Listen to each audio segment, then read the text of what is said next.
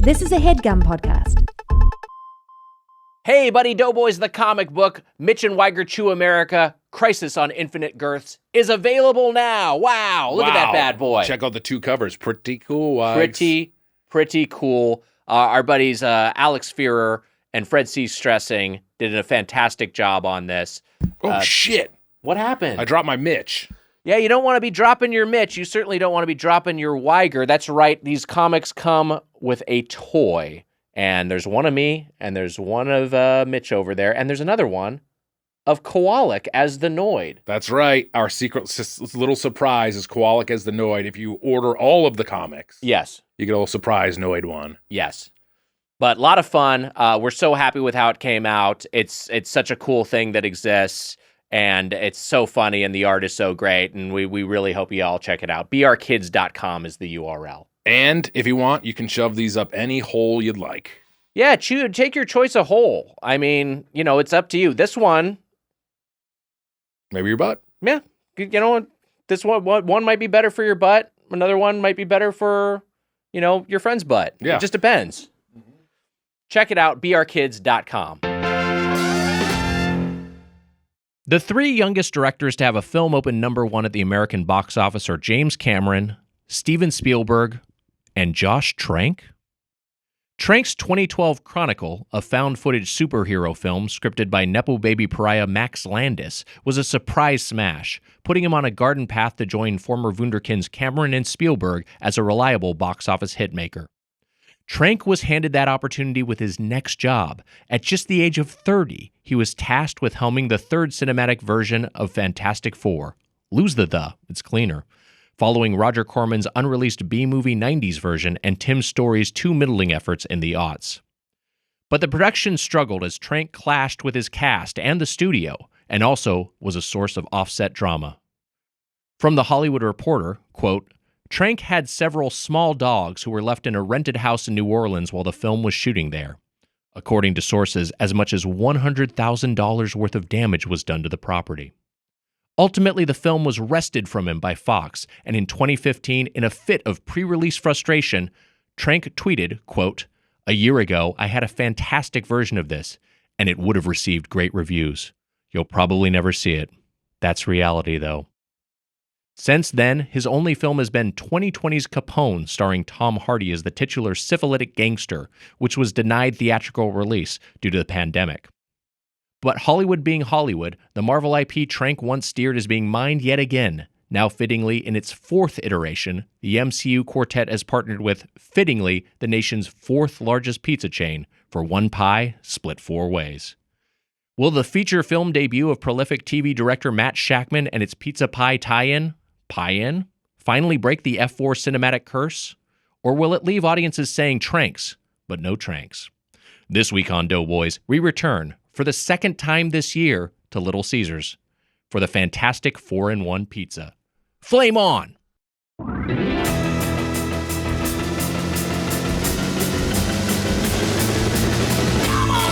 It's the Doughboys!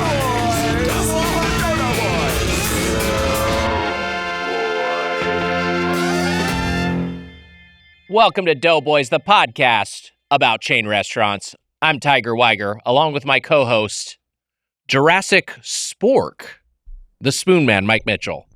Huh? Oh. Jurassic Park, Jurassic Spork. Now, to me, I think like it's maybe overthought a little bit because I think Jurassic Pork is just a little bit cleaner. Lose the S. But thanks for the submission. Hope you like this roast. Jurassic Spork, kind of like Jurassic Park. As I watched the newest one, Jurassic World Rebirth, I couldn't help but think how much better it would be if Mike Mitchell was in it. Hey, how about that's that? nice. That is good. He could have run around trying not to diarrhea everywhere. So funny. I think it was nice. I mean, it kind of belittles your gifts as an actor. I think you maybe really bring a little bit more but to it. But I can do that pretty good, too.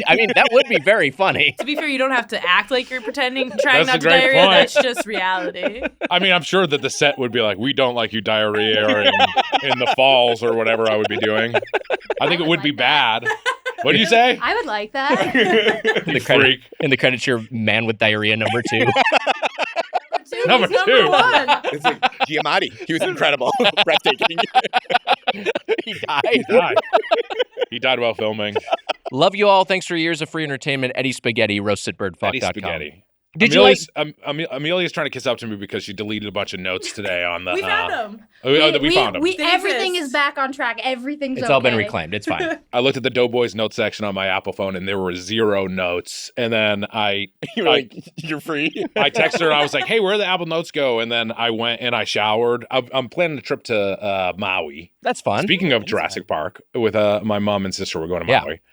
And trying to find a big long surfboard for the 3 of us to surf on. Like the banana boat photo from the NBA. Yeah. You're all gonna play on the Miami Heat next season, right? We'd be a good trio. I mean, we wouldn't do too well, but we are all tallish. It's I feel true. like. Yeah. My mom doesn't like when I say that I feel like she doesn't like the compliment that she's tall, but she's Emma, you're a tall drink of water. I feel like that's like there is unfortunately for women like something of a stigma of being tall sometimes. Yeah, I think it's not as cool Yeah. as men being tall. Also, like, I feel like I've said this to your mom, but like clothing shopping just sucks. So Right. being tall just becomes something that you're like, oh, this sucks and is a nuisance and not like a fun gift. But I don't have to ask for help to reach the top shelf at home. So Yeah. it comes with yeah, its she doesn't like to advantages. get called like Kareem Abdul-Jabbar because she's tall. You know, like that's Are you roasting your mom? I'm just saying that's Pretty good roast. that is a There good was roast. roast for a Mitch. But she's my mom is tall, but I don't I feel like she's almost my height. almost She your is height. yeah. Yeah. And so is Emma, yeah. Yeah. I feel like she was probably even taller when she was younger too, because as you get older, you get shorter. Yes, she's turning tiny. I love your mom. I wish we could have. I didn't get to spend much time. We were in Boston. Yeah. With which hey certainly pertains to our guests. We're in Boston, and your mom and your sister Courtney. We got to talk a little bit, but we didn't get to really hang out. That's right. You didn't get to hang with them more Yeah. than she got the Doughboys comic book today and was pissed off she got a Weiger toy.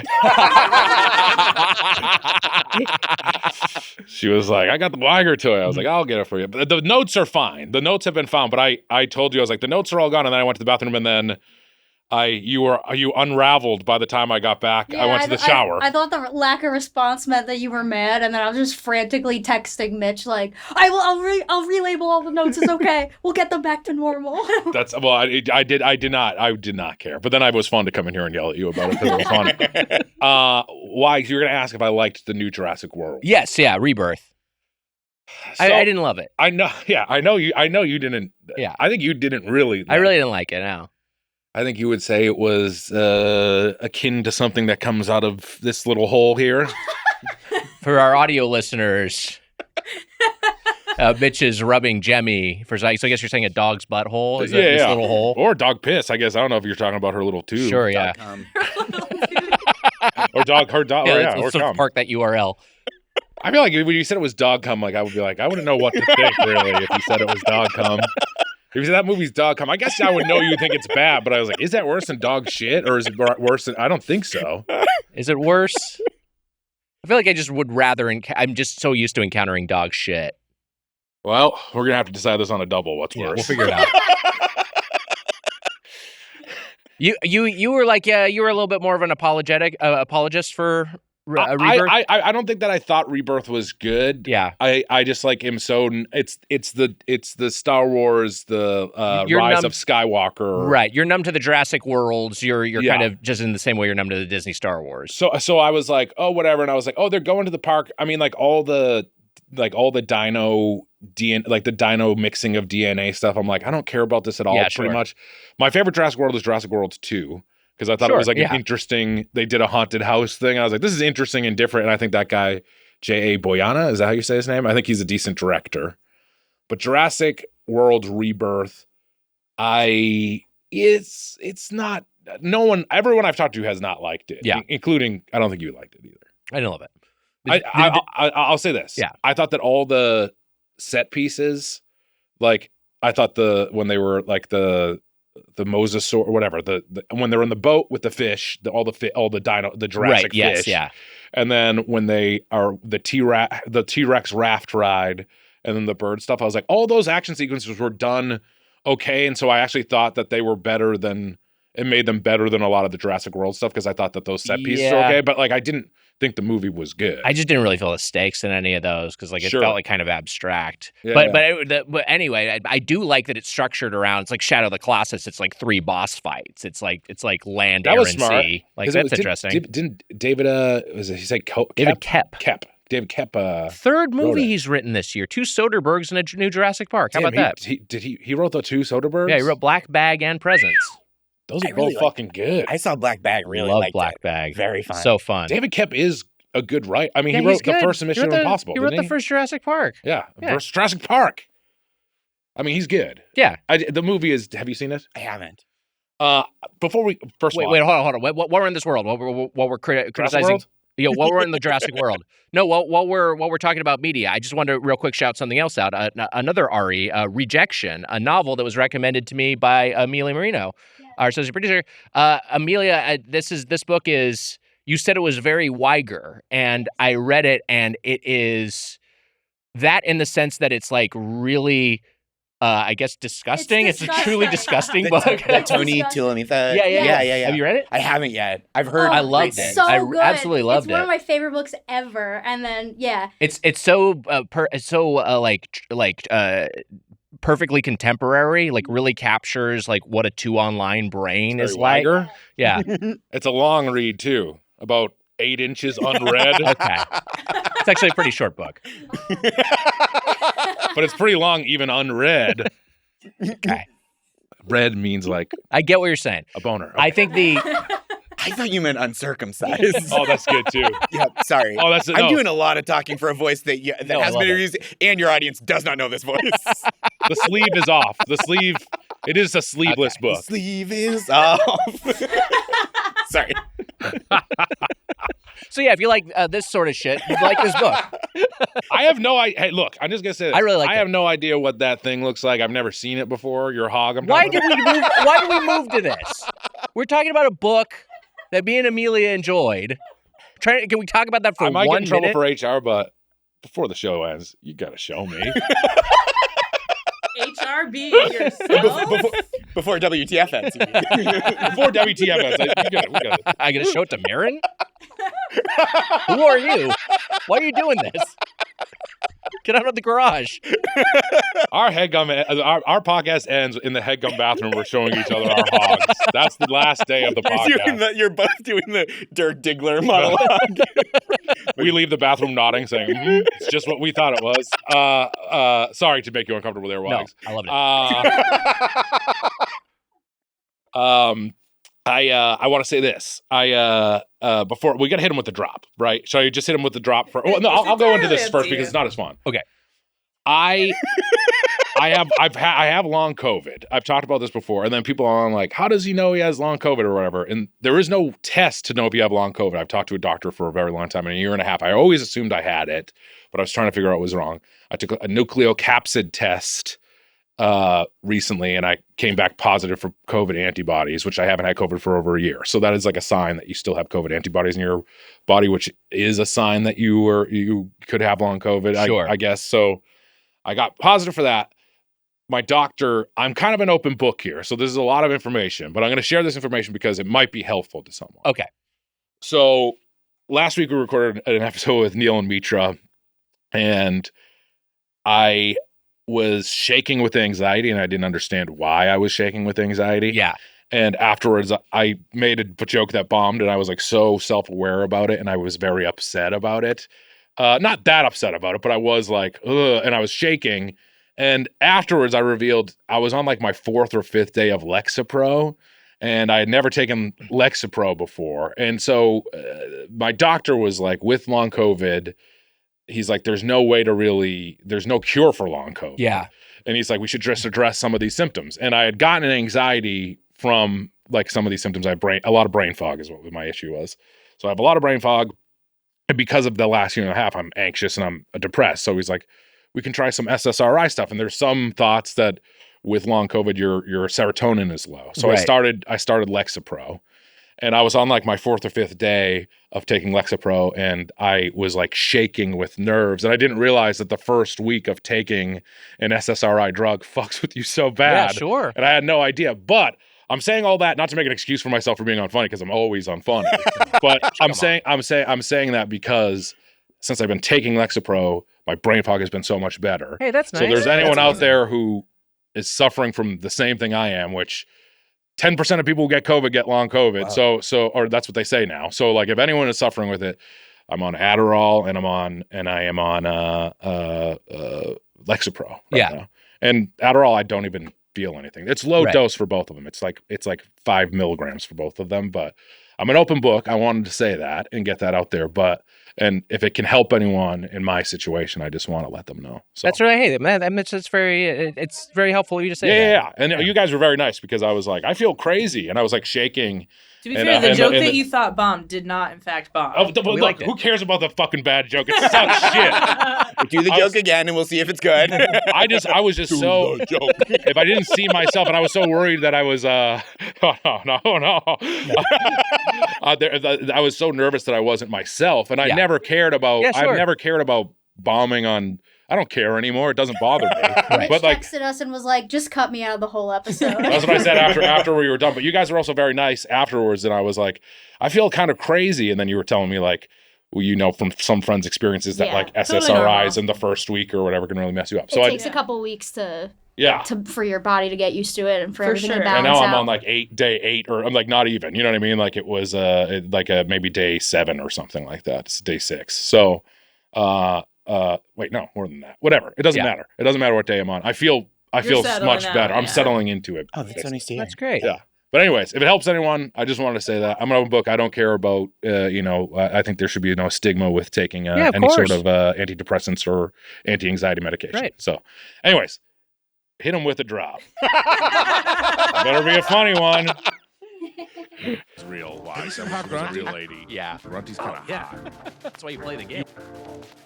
I want to see some nasty grunty pics. Hot grunty. Yeah. Hot grunty. Yeah. Sounds good. Hot grunty. Yeah.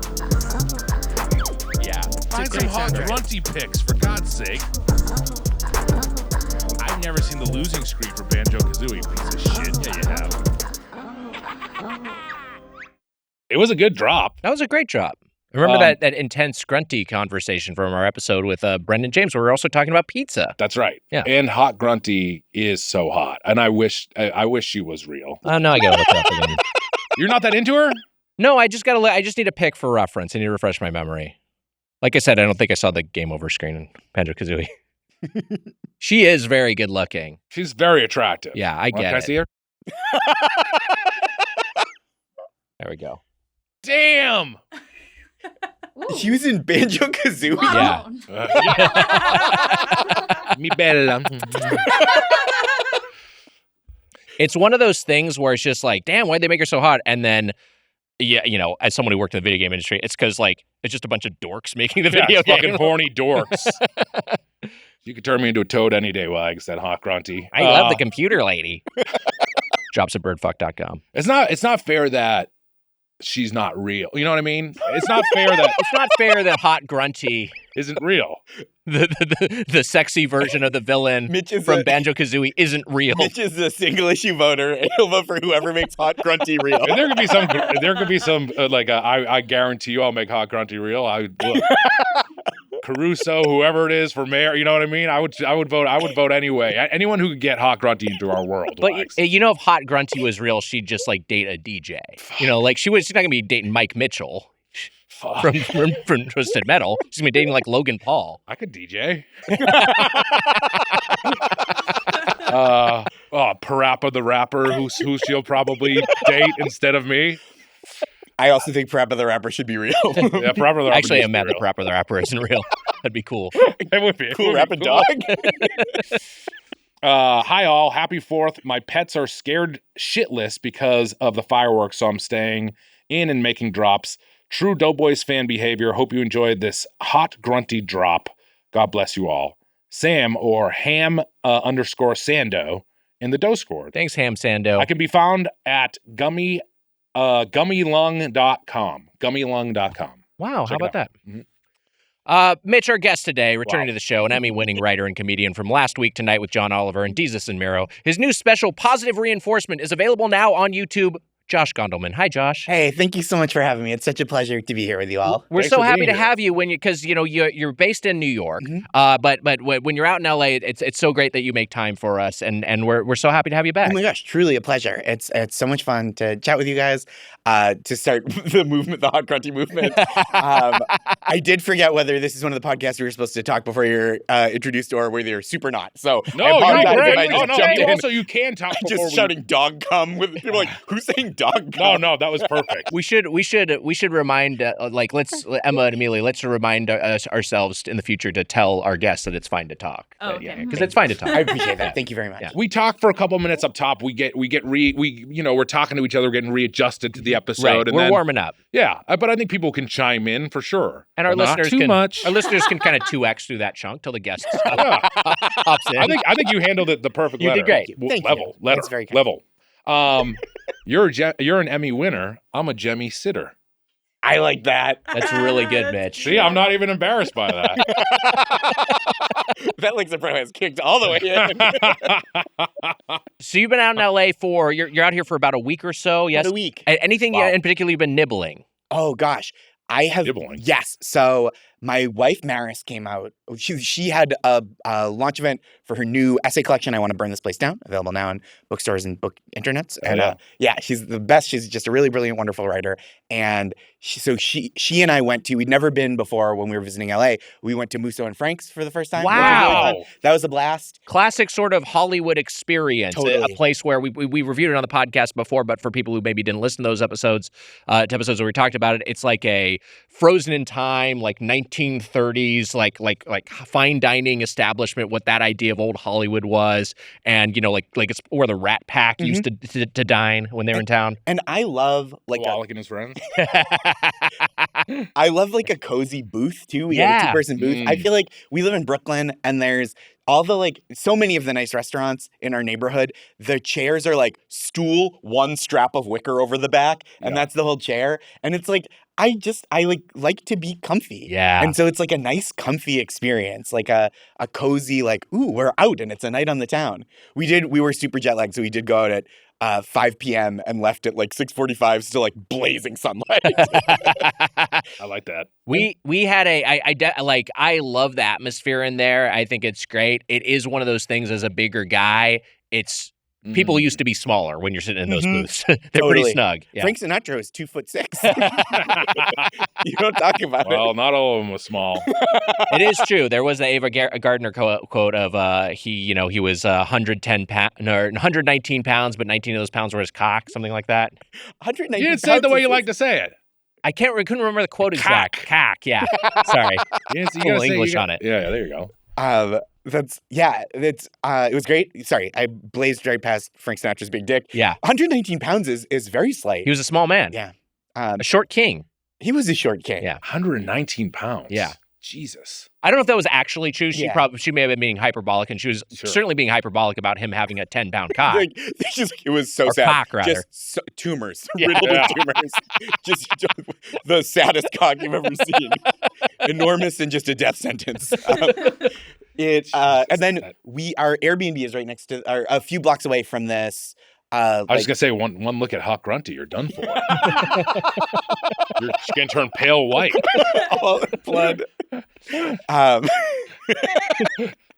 We're near this little coffee shop cafe called Doubting Thomas, which Yeah. our Airbnb host recommended for the pastries, and they are really good.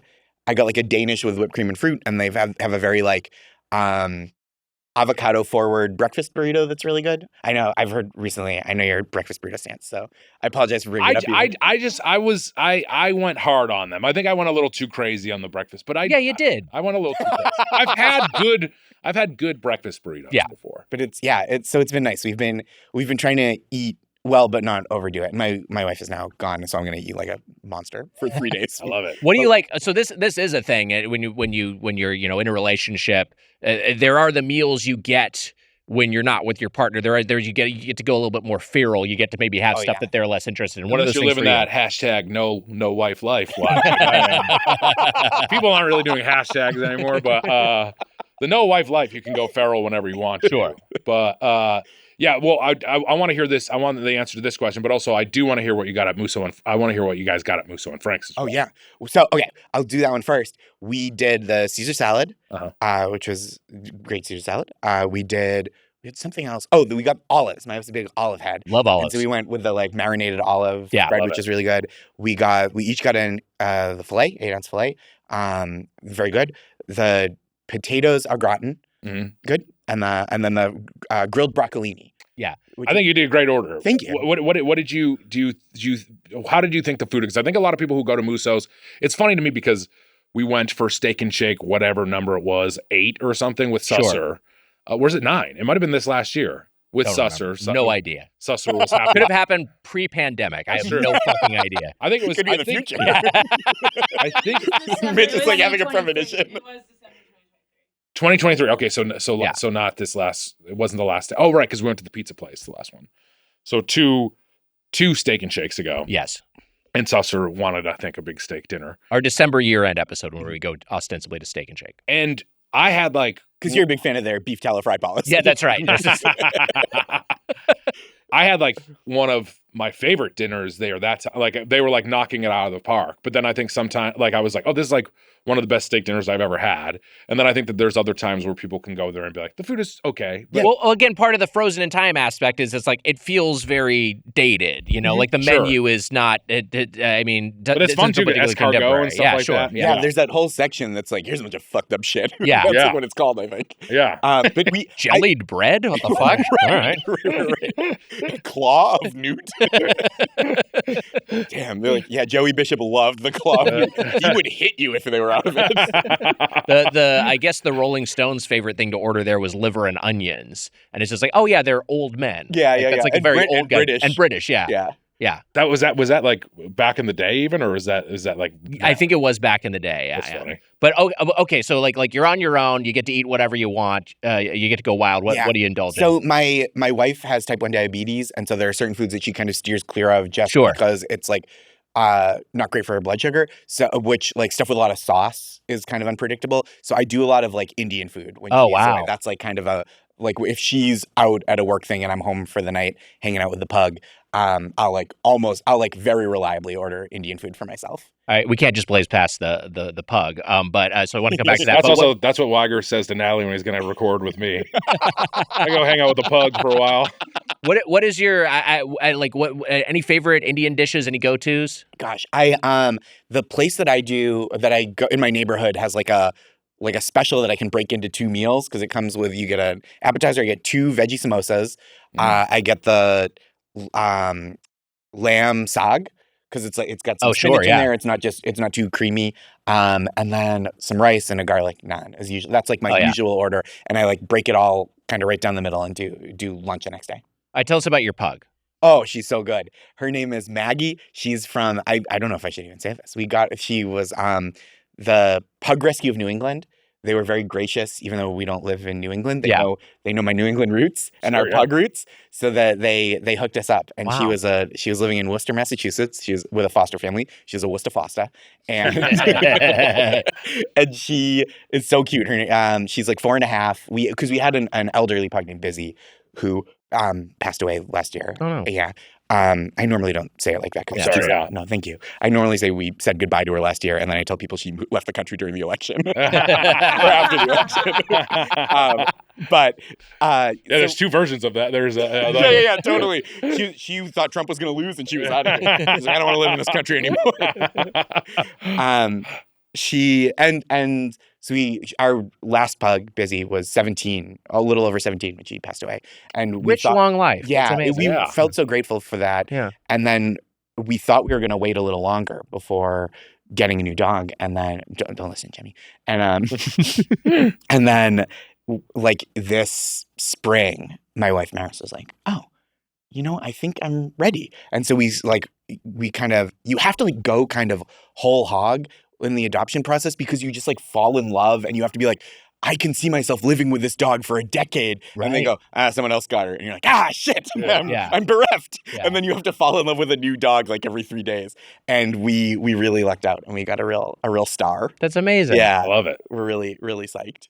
All right, you mentioned And- Boston. Yeah, And go on, Mitch. the New England Pug Rescue is the Pug Rescue of New England. Pug Rescue of New England. Yeah. Yes, I remember running away from them often. Get the big net. We're talking New England. You and Mitch have shared roots in Yeah. Boston. That's Yes. right. Yeah, you Love started it. doing comedy there. I did. Yeah. I really love Massachusetts. What we're talking. I started at Dick Doherty's Beantown Comedy Vault. Okay, cool. Mhm. Cool. And, Yeah, that's not a bad spot. and the Comedy Studio in Harvard Square. Yeah, that's a good one. Yep. I hosted an open mic at Sally O'Brien's in Somerville for a while. The only one I didn't know was the Harvard Square Yeah. one. Oh, yeah, I think I do know. Wait, what was the first one again? The Dick Doherty's Beantown Comedy Vault. A Oh, lot I of the actually maybe don't Emerson know that one. guys. Oh, okay. Because it was right kind of in the Emerson campus, essentially. I mean, I don't. The only one I don't know is all of them. I know the one. I know the one in Harvard Square. Okay. But a lot of the. I mean, like when I was in Boston, I saw Robert Schimmel at The Comedy Connection. Wow. Comedy Connection Yeah. at Faneuil Hall, Yep. right? I worked there a couple times, like a little bit before they closed down. Motley's was a club that's gone. Dick Doherty was a fascinating. Rest in peace. He hired me to host like college night at his club on Tuesdays, and he called me to like give me his life story, and I think this is okay to share. But he goes, he's an old guy. He kind of looked like Ben Franklin, and so on the phone he's like giving me the rundown of his career, and he's like, I was famous. I was killing. I was bringing in money hand over fist, playing all up and down Cape Cod. And I was like, okay. That was like the reach of his. Right. And he was like, I was rich. I was famous. And I threw it all away on booze and drugs. And I was like, I'm really sorry to hear that. And he goes, that's okay, because I got rich and famous again. I was like, oh. And he goes, and I threw it away again on booze and drugs. I was like, this is the funniest, best story I've ever heard. And it's like over the phone. Yeah. And I'm like, so do you want me to host a show for $30 on Tuesday night or not? I was like 22 years old, like, sir. They love to tell. I mean, and I love to listen. I do at some too. point. I like love that kind of like mythologizing the good old days in like a fun way. I remember being on the phone being like, well, I'll never forget this story and I will never fact check any of it. Well, there's like all of those guys, like Lenny Clark and all those guys. There was like the places on like Route 1 and stuff. You know what I'm talking about, Emma? There's like that, like Giggles at the Prince Pizza. Giggles. Prince, Yeah. yes, Yeah. Prince Pizza, And then yes, the yeah, Kowloon. Yeah, Kowloon, yes, yeah, Kowloon is. Kowloon's legendary. Wagg's never been to Kowloon. I got to take it to Kowloon at some That point. would be That's a good one. really fun Boston trip. Yeah. It is like, I heard, this is again, never fact checked it. Someone said it's the largest Chinese restaurant in the world. Wow. It's this huge, like 2-story Ooh, I could see Asian fusion restaurant, tons of tiki drinks. Yeah. And there's like a ship's mast as part of the decor that you can like eat dinner in the bow of a ship. And I went to, they also have true upstairs. You go upstairs. I went to, it was a memorial reception for a friend, and I brought my wife. She'd never been there, and she's like, "What is this place?" And we walked upstairs, and there was the biggest thin blue line flag I've ever seen in my life. Oh man. And she was like, I donated that. and my wife was like, "Is that for the funeral?" And I was like, "I think it's just for the restaurant to be like, hey, we're cool, cops, don't fucking fuck I'm with sure us." they got a ton of cops in there, yeah, for sure. It's right on Route 1, so it's like a place where like you go and drink Mai Tais and then you go on to Route 1 basically. It's But like on a highway, basically. Yeah. it's on Oh, a highway man. basically. It is. I like remember driving Peter around said. there, like going there after like theater, plays and stuff in high school. Mhm. And Route 1, the on ramps are like 6 feet long. You and have to go from stopped to 70 like Yes, that. and it's 2 lanes, so there is no way to get out of the way of traffic. Everyone's just going full tilt. And I was like such a nervous, slow driver as a kid, and I was driving my dad's. This is like 2003. I'm driving my dad's '86 stick shift Honda Accord, just like praying no one rear ends me going 1,000 miles an hour. I would say it's akin to the 2. Is it the 2 that has the stop signs that you have to then just jump out on? Is it like the in 2 Pasadena, like up in the Pasadena. 2 freeway? I think The it is. So we're- 110. 110, I think yeah. it's the 110. It is the 110. 110. Okay. So we're I going thought from it was either the 2 or the 2. Hyper specific New England highway talk to hyper specific LA highway. That's right. So yeah, I mean, it's I mean, now I guess 2 that was more places just for you, know. Ike's. That was for you. no, I get it. Yeah. Is it the 110 or is it the 2 and the 110? Oh, I guess it is the The 110. 110 Maybe goes it's both. Pasadena. Yeah. You would Samoa Joe loves Kowloon. Kowloon. Like It's great. wrestlers always go there. It's that sort of like a lot of Chinese restaurants, which you've seen some. Like there's a Sure. It's like a Chinese restaurant / tiki theme that's kind of mixes between the two. If it was not owned by an Asian family for years, like an Asian American family, you would look at the building and be like, "Is this building racist?" Yes. That's the old Boston charm. Like, is this building is this like culturally specific, or is it a full-on mockery? I mean, and a lot of those places are fucking awesome. I mean, like they're some of my favorite places. They're my favorite.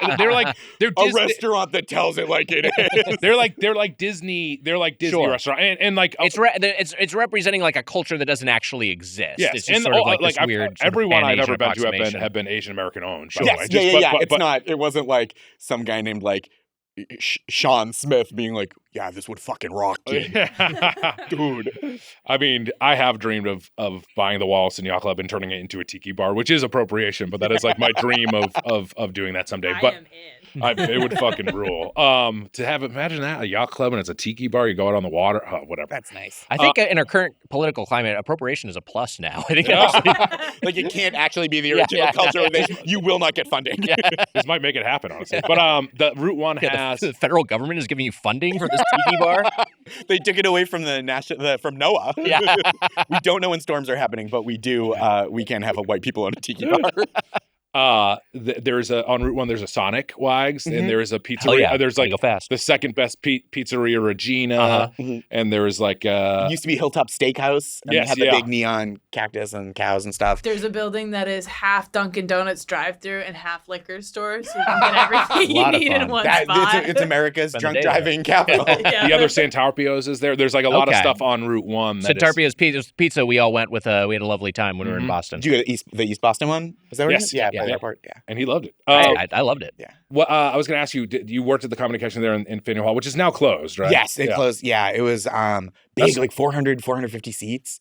Big comedy club. This is like when you could make a living, like going up and down Cape Cod. And right, you can make not only a living, but you could become rich and famous. Throw it away on booze and drugs. But that's the thing. You hear like the story from Dick Dougherty, was it, right? Yeah. You hear that story, and it's just like, yeah, there was a time when that could be a living. I actually believe him. I believe that he had totally. And it feels like a Catskills Borscht Belt, like, oh, there's this circuit for this kind of performer. And he was, I should say, was sober for many years before he passed away. So it's like, I wasn't like, this fucking drunk. Yeah, sure. But yeah, it's that kind of thing where it was like, and New England is still in some ways like a closed circuit for comedy. Like when I started there, they didn't, other than the Comedy Connection, didn't bring in there were a bunch of clubs in the city that were like the same roster of local headliners, many of whom are really, really wonderful. And then some you're kind of like, this person is still doing that kind of like old school circuit. Steve Sweeney is still like the very local stand-up guy. He's like a guy who like does radio stuff and like will go and do like any sort of like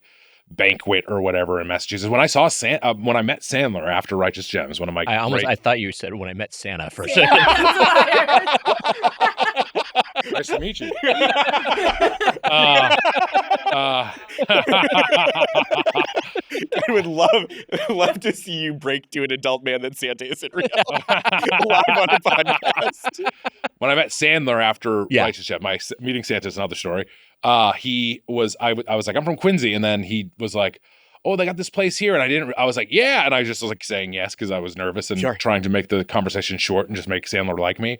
But he was basically seeing the Beachcomber, which is a bar in Quincy. I was like, I can't believe Adam Sandler played the Beachcomber, which is now closed. Just a tiny little shitty club in Quincy, Massachusetts, right where we got fried clams. Wags. He was doing my stand-up. My parents always go see this comedian Bob Marley, the king of Maine. Yes, he's a huge Maine comedian. His comedy is so New England specific, but it will like get New Englanders like pissing their pants. He has a kiosk, or used to at least, in the Maine mall that sold his merch and his records. Wow. That's how big he is in Maine. And he's toured other places too, but like he has like 10 hours just about Maine. It's so specific. Yeah, would you hate it? Probably, is my guess. I don't think you would like any. It's like very local, but you know what? I think I wouldn't understand it, but I think I appreciate it. But it's like it's really fascinating that just he's like, I'm the king of this region. And like there's so many people, like Tony V is a Boston who's so funny, and he's still a guy that I like talk to for like stand-ups. Like I would still reach out to him for like advice with stand-up stuff. He's just like the funniest, best guy. Okay, you mentioned you had a mic in Boston, and we have to bring this up, which is that you have a connection with the writer of Doughboys, the comic book, available now, beourkids.com, which was written by Alex Fearer. Yeah. Alex Fearer was doing your mic. Yeah, he would do that due time on that open mic. He just has like from that time years ago. Yeah. I think he was still in college. He was super young. Super young, and like his comedic sensibility was like so clear. He has like that old timey sensibility where I always tease him because like everything I've read that he's written, he uses the word stinky in, and I'm just like that's like a vaudeville punchline. That's why he works with the Doughboys. They did do last call on the bathroom here before the podcast started. Like you're gonna want to get in here before the Doughboys get here. No, yeah, he's like a coked up Buster Keaton. He's great. Yeah, he's so sweet and so funny, and it was cool to like see him with this like the like prototype of his current comedic voice and stuff. It's like it's so nice, and it's great to see people from that era thriving. And I like also have the I'd say coked up Buster Bunny. It's a bit of a cartoon character. Alex, you're Roger Rabbit-esque in many ways. I think he'll take that as a compliment. I don't think you'll be upset by that comparison. He'll send us a very nice 8-paragraph text. It's fun because I hosted that mic for a while, and there's like people that are doing really fun, cool stuff now that are like, oh, you hosted the first show I ever did. Yeah. And I'm like, great, you'll be impressed with me no matter how bad I'm doing because I was like a slightly working comic when you were 19. I'm going to put you on the spot with this ask, but Alex is spoken so highly of you. He is such a fan of yours. He's so happy to know you. He would love to give you a rendering in a future issue of the Doughboys comic book. Would you be willing to do that? Would you be willing to have your likeness appear in the printed pages of a Doughboys comic? If it's not going to ruin the comic book for you guys. It will ruin the comic book. It will make him very happy. It will ruin the comic book, but it'll make him happy. I mean, like, we might as well just throw it out the window. People just reading it like, ugh, throw it in the trash. Well, now they can specifically look for this. You're seeing a moment in the comic book which we have not. We've only written one issue so far. It's true. Mm-hmm. Well, two is no, almost that's done. very yeah. sweet. We've only written one. You and I just like looking at Google. Like, yeah, that looks pretty good. Good job, Alex. Good job, Fred. Hold down, thumbs up emoji. We work hard. They do the majority of the work. They're doing a great job. Yeah. Yes, it would be really. We'd of course love to have you. That'd be amazing. Thank you so much. He's gonna love that. All right, he's gonna go. You'll see a lot of. You're gonna see a gigantic email coming your way. So. I did. By the way, I did when I did Hidden America with Jonah Ray. The CISO show. Rest in peace, CISO. There was like a flicker where I was like, oh no, did something happen to Jonah? Oh no, Jonah is fine. Jonah, sorry to announce your death. Jonah is fine. Jonah is fine. I was like, I saw him last September. We run around and we shot at a couple comedy clubs there, but with Kevin Meaney, who was a Boston stand-up for a long time and has passed away. Rest in peace, Kevin Meaney. Very funny guy. Yeah, from so the 80s comic boom. I feel like he was a big part of it. But Boston was like. That was the hub, the 80s comic boom. But like, I think Bobcat was there, right? Like Janine Garofalo, David Cross, who records in this very studio. Marin, yeah. It was. Fat Ranch East was over there. Wow. Ooh. I feel so like indebted to the Boston comedy legacy. Did you ever watch that movie When Stand Up Stood Out? Yes. I loved it. It's like a really fun documentary. A lot of it is about. I think it starts with Kevin Meaney. Does it not? Like, isn't he doing a report or like on the street stuff? I might be wrong. Yes. No, I think you're right. And there's a lot of good Stephen Wright, legend, the funniest. The guy on the couch from Half Baked to make the reference slightly closer to now. I guess I don't know if young people have seen Half Baked. The radio voice in Reservoir Dogs. People that's also true. Yeah, I like him and then even the people working now that I'm like, oh, Gary Goldman and Mike Birbiglia. I'm like, oh, this is like so cool. That I like really love that legacy, the Boston stand-up legacy. And Mike Mitchell. Who? Sorry. I don't know why I beat me to you. No, it's the right way to do it. And also, I think people in Boston would specifically say who. And also, I never did any comedy in Boston, so it's also so funny too because I love Boston. I love visiting. My family's still there, but it is the kind of thing where it's like, fuck you, like the people. There's the local. I feel like there's so much like apathy towards the local scene at times where it's like, fuck you, fuck you, fuck you, fuck you. And then you're like, but I'm Aerosmith now. And like, we always fucking loved you, kid. Yeah, sure. Once you make it, yeah. Yeah. What's the other big place near the North End where I know this? I filmed the Improv Asylum. Improv Asylum. Yeah, That's the other. That's a lot of young comedy people at the Improv Asylum. Yeah. Anyways, Sounds like where the Joker belongs. Take that out. Just take that part out. No, that's good. Take that out of the episode. Like, I'll give you Alexa Pro. Give me a location where I got that smile or got those scars. Excuse me. I liked the Jokers at the Improv Asylum. I think that's funny. I do like it. See, you didn't do this for me. I liked it. Thank you, Mitch. We'll take it out. No, I want to talk about Boston pizza a little bit. You take here, let me do it. Improv Asylum sounds like a place the Joker would stay. That's good. God, I'd love to see the Joker's improv show. He'd be like, all I need to start is a location where I got these scars. I'm really trying to make that joke happen. Keep mine in, actually. Fuck! I look like a fucking hack. Put it after Mitch's. So it looks like Wagner's trying to do Mitch's. But keep only the good one that I did, not the bad one. Let's talk Boston Eats a little bit. Love it. So, okay, we're going to get into pizza. And pizza... We're at the Improv Asylum. We're not far from Regina, Wags. That's true. Pizzeria Regina, which I've enjoyed. I've enjoyed Santarpio's. Do you have any favorites among Boston Amelia pizza? gives it a big thumbs up. There's Papa Gino's is out there, too. But does not like improv talk. That includes that night at Regina. Let's not speak of that night. Amelia had a couple drinks, and let's just say she was speaking freely that night. That's why she erased all those notes. Yeah, she was covering ditching her the evidence. trails. Yeah, that's right. You liked. I was happy that Regina. I thought the cheese pizza was undercooked when we were there, but obviously Regina is the big one. You've been to the North End Regina before. Yes, of course, and it's fantastic. Of course, great. I will sometimes, even when I take the train up from New York, I'll get a slice at the South Station Regina's, which is like a little outpost, but sure. I'm like, this is pretty good for like train station food. I like that. Somebody feed Phil. Everybody, Phil's hungry. Phil Rosenthal's show. I got mad at him because he was eating at. He was like Pizzeria Regina, and he just did it recently. And he was at the Faneuil Hall location. You're so close to the fucking North End location, Phil. It's like going to Grand Central Market in LA and being like, "Here's a full review of this place." Yeah, there's the original location is like not even a 10-minute walk. He's so a 10-minute walk at least, but like it's so close there. Maybe it was a production issue. Maybe that this is giving them the benefit of the doubt. Maybe they were like, well, we can't have you shoot at the original, but you can. Let me just say there'll be just as many thin blue line flags in that Italian establishment.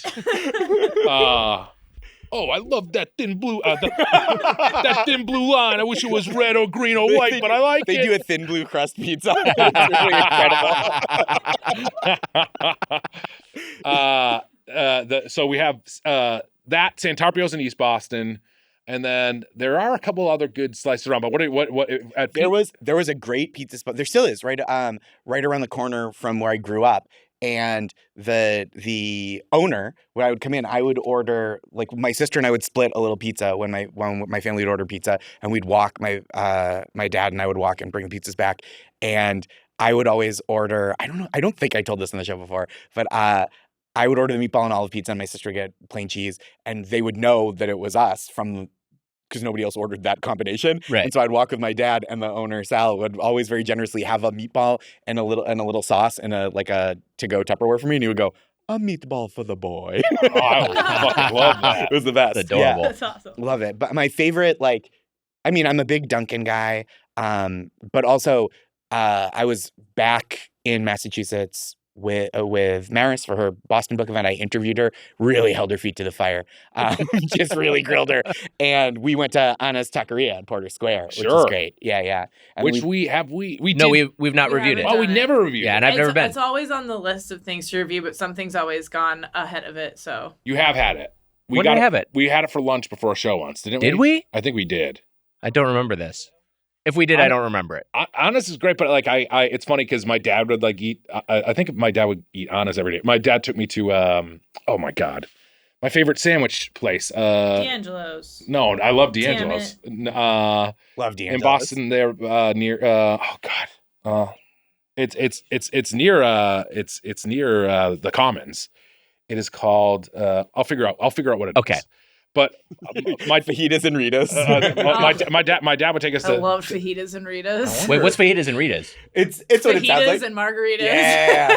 Is And, that like, still there? big fat ones. I don't know. It was when I was Was that in the college, and we transportation building or no? No, that was like up towards Suffolk, Like like up off Tremont? the Commons. Yeah, Yeah, on okay. like a little side street, and it was just a place that we all. The second you turned 21, it was like an honor to go sit at fajitas and Ritas and just like drown in a margarita. Yeah, it's great. It sounds like bad and good. Yeah, like it I bet is. like Yeah. It's objectively exactly the food that. is not It's a good great quality, place to but sit and a get lot of fun. trashed on margaritas and just like eat chips and guac and stuff. Right. It's so fun. My dad would get just a white rice and chicken. My dad was much healthier than I. It's burrito, no cheese, just like white rice and chicken, and maybe beans, and then a turkey sandwich. He would eat that every day. He would always just have the same lunch all the time. And it was Anna's, but I didn't go to school in Boston, and so like my Anna's Taqueria experience, Anna's or Anna's, I right? think it's Anna. I don't know. We But had a now Maria's Taqueria was like right on Anna's? Emerson's Oh, yeah. campus, which is Yep. like, so that was my go-to Taqueria place. So when people have an affinity for Anna's, I'm like, I was at Maria's while everybody else was at Anna's. Yep. But And there's Felipe's now in Yeah. Cambridge. And was the sandwich place you're trying to remember in the transportation building? No, it's Okay. and it's Sam LaGrasse's. Oh, okay. Sam LaGrasse's has some of the best sandwiches in Boston. I was gonna look up whether it was Anna or Anna, but I opened up my browser and I still had a tab of a hot grunty. Holy shit. Hey, now wait a minute. That's a different hot grunt. Oh yeah, this fan art. is fan art. And I'm liking that too. You're a fan art fan. I might be doing some Rule 23 grunty searching later. Rule 23. Oh fuck, Rule 34. Yeah, I don't know what 23 came from. Paul Pierce's number, Rule 34. That's the truth. The truth. Oh man. One of my best friends, who is a really funny comedy writer, my buddy Jason Marcus, he this morning I think sent me like a video of Paul Pierce being like, they were like showing him different people. They were like, was your game better than this guy? And he was like, yes, to like all of them. And I was like, I love that attitude. I love that, man. Paul Pierce gets way too much shit because here's the other thing, Wags. Paul Pierce was genuinely good. Yeah. He was a great basketball Hall of player. Famer. And he should And from LA. I have a lot of he should affection be, for Paul Pierce. He should be in that conversation with a lot of those guys, and he's not. And he has he has the confidence. Some would say he has too much confidence about it. Yeah. But like I like it. He's an Inglewood guy. Wags came from Inglewood. He went to high school in Inglewood. Mitch, I think this is some Photoshop enhanced cosplay you might appreciate of the Game Over screen. You know what? Maybe I should just get to meet this lady. For the audio listeners, Mitch has gotten up and left the studio. Anna's There's a cloud of Taqueria. dust behind his feet. You know what? It's two N's, so it could very well be Anna's. I think it is no idea. Anna's Taqueria. I don't know why I started. I think I said Anna's, but like I don't know why I said that specifically. And you know how it is. We all get scared because Boston people are just going to yell at us. That's what's going to happen. It's so it's brutal. I know that firsthand.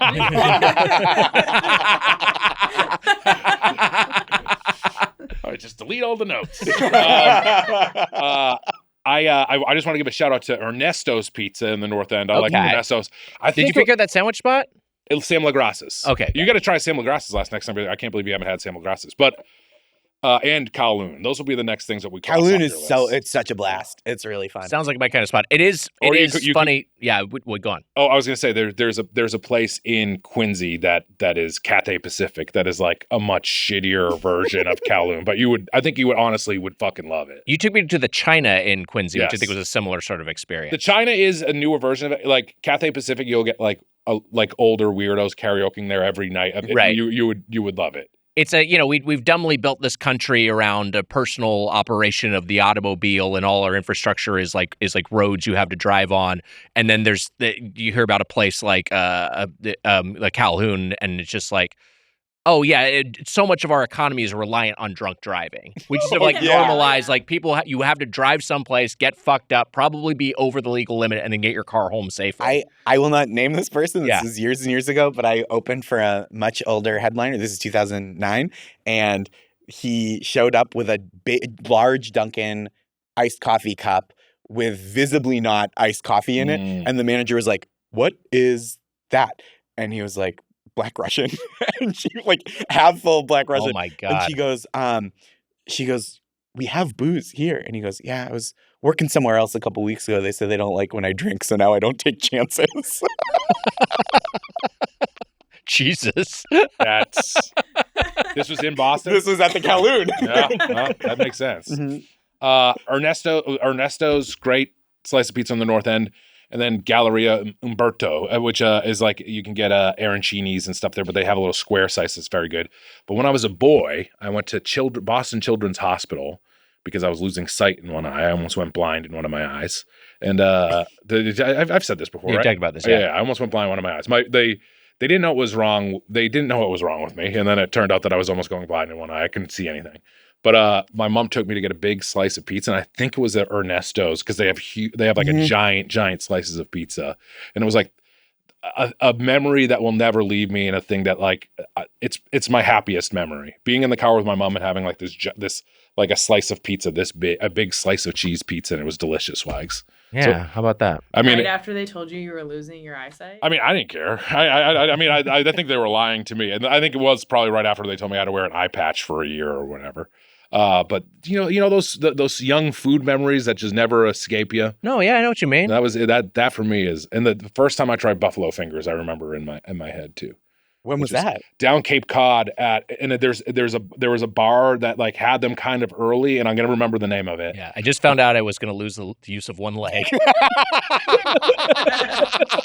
Diabetes. Yeah. The one I think was because you jack halfway off. Just one side of your dick. My friend, a childhood friend, would this was when we were 10 and we knew that there was such a thing as masturbating, but didn't know the mechanics of it at all. Right. We instead of this, because this wasn't a thing we'd seen as oh yeah, whatever. I had a friend that started this, you're starting a fire. And so that's how our whole friend group of 10-year-olds was what are you doing in there, huh? Moving an open palm backwards and forwards. Rubbing sticks together to make a fire. And we did that for until someone was like, guys, I got some news. There's a new way. I think the name just came back to me, but I'm not sure. Is it Bobby Burns or something like that? I don't know. That's the place in the Cape with the buffalo tenders? They're buffalo. The first time I ever had buffalo wings. Oh, buffalo wings. Yeah. Oh, I just remember the bite. I remember having we did the wings at Ye Rustic Inn, too, while we were in town, which is great. What'd you think? How fun is that? It was great. It was a blast. Those were Maris's after party was for the book event.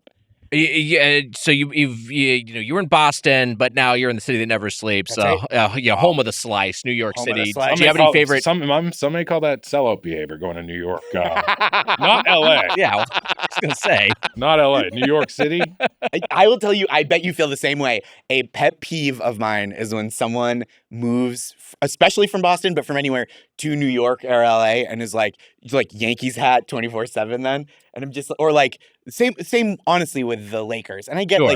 You live a place and you adopt it, but it's you land at the airport, you buy the Mets hat at the airport before you leave, and you're I live here now. And I'm a Celtics fan, so I say That's fuck true. you to all of you. Yeah. I don't care. The thing that's harder for me is being a Red Sox fan, and baseball used to be my number one sport, and also the Dodgers are so good. Yeah. And we've given, we basically gave Mookie Betts to the Dodgers, and now they're winning, and the Red Sox have been shitty, and it's just harder to watch them. And I want to adopt the Dodgers in my second team, but I can't ever. Red Sox will always be one, and then I just don't care that much about the Dodgers, and as a result, I don't watch baseball anymore. Yeah, the Red Sox it's been a tough couple seasons. I get a new Red Sox hat basically every year. Mm-hmm. I sweat through a little, a big sweaty bald head. Sure. And thank you.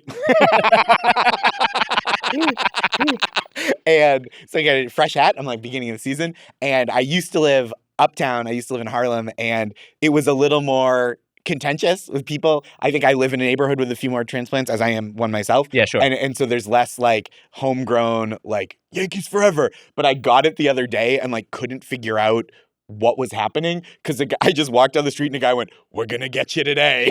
And I was like, "Fucking what?" And he was like pointing to my hat. And I was like, "Oh right." And he's like, "Oh good." And it was like while the Red Sox were sweeping the Yankees right before they traded Rafael Devers. And I was like, I like our chances. And he was like, "No, we're gonna get you." And I was like, "Okay."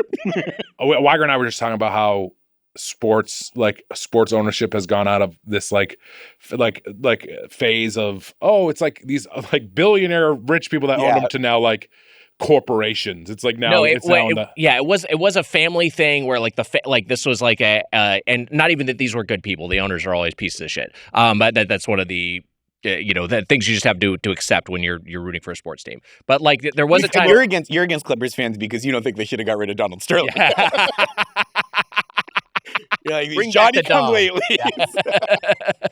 The owners used to be like there was a time when it was like a family business and like the family would own this and this would be like their main source of revenue. Yeah. Then it became a thing where like then it was hobbyist billionaires where it's like they're on the team. Now it's so big that it has to be like a sovereign wealth fund owns it. It has to be like a hedge fund and a bunch of trustees like allying together. I'm so stupid about money and I don't care to know about it. But when they're like, "Oh yeah, we have to have like a sovereign wealth fund to purchase the Lakers or whatever," I'm like, maybe it just shouldn't cost that much. Right. Yeah. Like, is there something we can do so that it costs an amount of money people can have? And maybe you shouldn't be allowed to buy it that way. Maybe that should be, but whatever. Look, Wick Grossbeck seems like a nice guy. Didn't he sell the team? He did. He did. Yeah. But he seemed like he was the one that wanted to keep it. My one New York team is because there was no Massachusetts WNBA team, the closest Connecticut, which is not the same. I claimed the Liberty when they moved back to the city from they've been up in Westchester. And that's been a really fun few years too. That's been a really fun team. And just won a title. Wow. Celtics and Liberty. I was 2 titles, Josh, for a while. I claim both personally. Wow. Who's the elephant that stomps around? Ellie the elephant. Yeah, a lot of fun. Horny. Incredible mascot. Yeah, horny mascot. Horny? Yeah, she does like dance. She does like some dances that are pretty horny. Doesn't she? Let me see if I can look her up. Is twerking horny or is that? I can't tell if twerking is horny. Doesn't she kind of like do a twerk or something? It's like a little horny. I think. Yeah. Okay. I mean, you're shaking your ass at somebody. Actually, there's some ass shaking. I did find a video of her dancing. Oh, no. There she goes. I do not like that this exists. I do like that exists. She does. Hot grunty. Towards the end of the game, they do the Ellie stomp where all the backup dancers are dancing with her, and then she stomps, and they all fly back like she shook the ground with her big stomp. That's fun. All right, maybe it's not that horny. That's not the only. She does a little twerking. Okay, all right. It's great. Yeah, it's a great mascot. Yeah, a lot of fun. A lot of fun. Do you think I'm committed to being an Angelino? I think so. I've been here for 20 years. I think so. I'm like, why I would love you the think city in many ways. I can't believe fucking Kohl's is shutting down. Kohl's, which is one of the 2 places in LA, one of the 2 institutions that claims to have invented the French dip sandwich along with Philippe's. Go while you're here. French dips. And I think I've been. Kohl's really is, Kohl's is great. French dips and discount pants. R.I.P. to a place that can do it all. Kohl's is like over 100 years old, just like one of these things in the city that's like, like historical, cool to go in there. The food is great. The area, I think, is just a lot of people. There's not a lot of traffic there anymore. I don't know what the deal is, but they're closing and it's just another place. Another fucking bummer.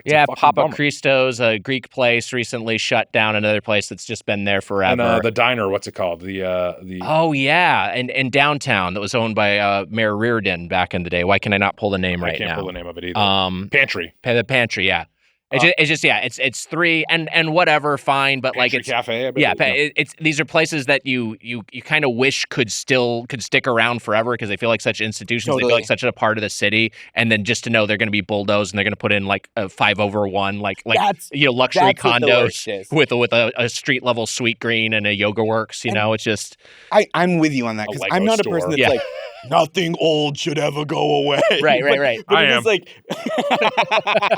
I mean, that's a Boston-y thing. I mean, it's so Boston. I mean, like it is that sort of thing of like, hey, there's cool old 100 years old building. I mean, like, I guess at some point, some of that stuff structurally has to go away. but Some of it. I'm with you too. Like the Green Monster could like tip over and kill 80 people, and I'd still be like, but you can't close Fenway Park. They almost put Fenway in Southie at one point. Like that was the talk at one point to like build a stadium and a baseball park in Southie, and it was like that would have. And they were like, we got to keep it though. Still, they can never. Now they'll never ever get Like, rid we're of it. gonna put it in a big truck. We'll move it to Southie. Guys. But it does feel like lately, especially, so much stuff gets replaced with stuff that is like objectively worse. Right, for Yeah. sure. Yeah, where it's just like, oh, why do they have a 7-story Chase Bank ATM? Like, how does that exist? And why do they like it was a historical monument, and then whatever they bulldozed it, and we're like, oh, it's the fucking worst. On our block, there's where the block of the studio, there's an Oakberry, which we've been to and was like, it sucks, it's bad, it's a bad acai bowl place, but it's like expanding wildly, and it's the sort of thing of just like, again, you see one of those things that's just they're apartments, but they're too expensive for people who need housing to actually afford them. Yep. They're priced like over market rate. They're geared towards a luxury. At a luxury price point there just aren't enough people to fill all these luxury apartments. But then at the street level, it's just like you'd see a place like a fucking Oakberry. It's just like no one even likes this place. Yeah, Sure. and it's just what's there. Yeah. Like, but people are always there. It's like, because there's nothing else. Yeah. You drove away everything else. And not to be a hypocrite, but I like the handles that they put in the bottom of one of those. I love the handles. I mean, we like the handles. Yeah. We can't complain about the handles. Speaking of handles, Paul Pierce is a Hall of Famer. You ever have a Handles ice cream? No, I heard you. I don't talk think they're in about New it. York. Yeah. I should Right. go while I'm out here. Yeah, That's what I'll do. a lot of fun. Wifeless. Also, the Vista Theater, which is a place that Quentin Tarantino saved. It's playing Pulp Fiction and Reservoir Dogs double feature. Right That now. feels like insider Yeah. trading to me. If you want to go and check it out, that is true. He's playing all his movies this month. But that I love that they saved that. Why? It's the ArcLight we've talked about, which I think there's been some motion on saving it, but there's a lot of places that have gone down. I just want to say quickly, Yes. Bobby Burns, Byrnes. That's the first place I had wings. Neil Kiley, shout out, thank you for that. But Bobby Burns is the first place I bit into Buffalo Wing. This is an ad by BetterHelp. Mitch, workplace stress is an increasing factor in this world of ours. It's true, Wags, and guess what? We even get it here at the Doughboys. Yeah, we work pretty hard here at Doughboys Media, but you out there at whatever your job is can take the summer to focus on your wellness with small steps to manage your workday challenges. Workplace stress is now one of the top causes of declining mental health, with 61% of the global workforce experiencing higher than normal levels of stress. To battle stress, most of us can't wave goodbye to work, but we can start small with a focus on wellness. Now, Wags, I like to go on a walk every morning. You get some steps in, get some sun on the skin. Wags, you know what I like? I like to get some water and some sunlight. I think that helps me sometimes A lot to of feel a little fun. bit better. But this is helpful therapy for me. I like to get the gunk out. Yes, a holiday is great, but it isn't a long-term solution to stress. Don't forget that therapy can help you navigate whatever challenges the workday or any day might bring. Wags, we've both benefited from therapy. That's right. We like to work out our mind. We like to get the gunk out, as I just said. Yes. I think it's an important thing. It makes you feel better. You got to talk it out. Just like you got to go to the gym to pump iron, you got to go to the therapist and get your thoughts out. It's also helpful for learning positive coping skills and how to set boundaries. It empowers you to be the best version of yourself, and it isn't just for those who've experienced major trauma. With over 30,000 therapists, BetterHelp is the world's largest online therapy platform, having served over 5 million people globally. And it works with an app store rating of 4.9 out of 5 based on over 1.7 million client reviews. It's convenient, too. You can join a session with a therapist at the click of a button, helping you fit therapy into your busy life, plus switch therapists at any time. As the largest online therapy provider in the world, BetterHelp can provide access to mental health professionals with a diverse variety of expertise. Unwind from work with BetterHelp. Our listeners get 10% off their first month at BetterHelp.com/Doughboys. That's BetterHelp, HELP.com/Doughboys. Do it. I'm here too. Wags, summertime and the eating's easy. Wow. Yes, that's right, Mitch. Summer is here, more sun, more light, more time to do all the things that make summer so special. And the number one thing you don't want to be doing all summer, spending hours cooking inside. That's where Factor comes in. Factor's chef-crafted, dietitian-approved meals are ready in just 2 minutes, taking the hassle out of eating well. That's right. Summertime and the eating is easy, Wise. It made sense. Factor meals arrive fresh and ready to eat, perfect for any active lifestyle over summer and beyond. With 45 weekly menu options, you can pick gourmet meals that fit your summer gains and goals. Choose from options like Calorie Smart, Protein Plus, Keto, and more. Wow. Factor powers your day sun up to sundown with nutritious breakfast, on-the-go lunches, premium dinners, and guilt-free snacks and desserts. Factor has your whole day covered. Enjoy more this summer. Get Factor if you want all the flavor and none of the fuss, Wags. You know, Mitch, I like to say summertime and the eating's easy. And when I'm eating easy in the summertime, I like to have the barbecue chicken breast and sweet potatoes with cheddar cheese and roasted broccoli. That's a Factor meal that'll do you right. Another one I really like is the caramelized onion shredded beef with garlic broccoli, potatoes, and steak sauce. I love it. Wow. Get started at factormeals.com/doughboys50off and use code doughboys50off to get 50% off plus free shipping on your first box. That's code doughboys50off at factormeals.com/doughboys50off for 50% off plus free shipping. Factormeals.com/doughboys50off. Wags, we got to get to the restaurant. Let's talk about Little Caesars. I just want to say it's our first Doughboys After Dark. How so? Because we're doing this is the first later record we're doing. I thought it's not after. It's still light out. I couldn't tell from here. I don't know. Well, it's after dark because Mitch ordered a Little Caesars hot and grunty pizza. I thought it would be fun to theme.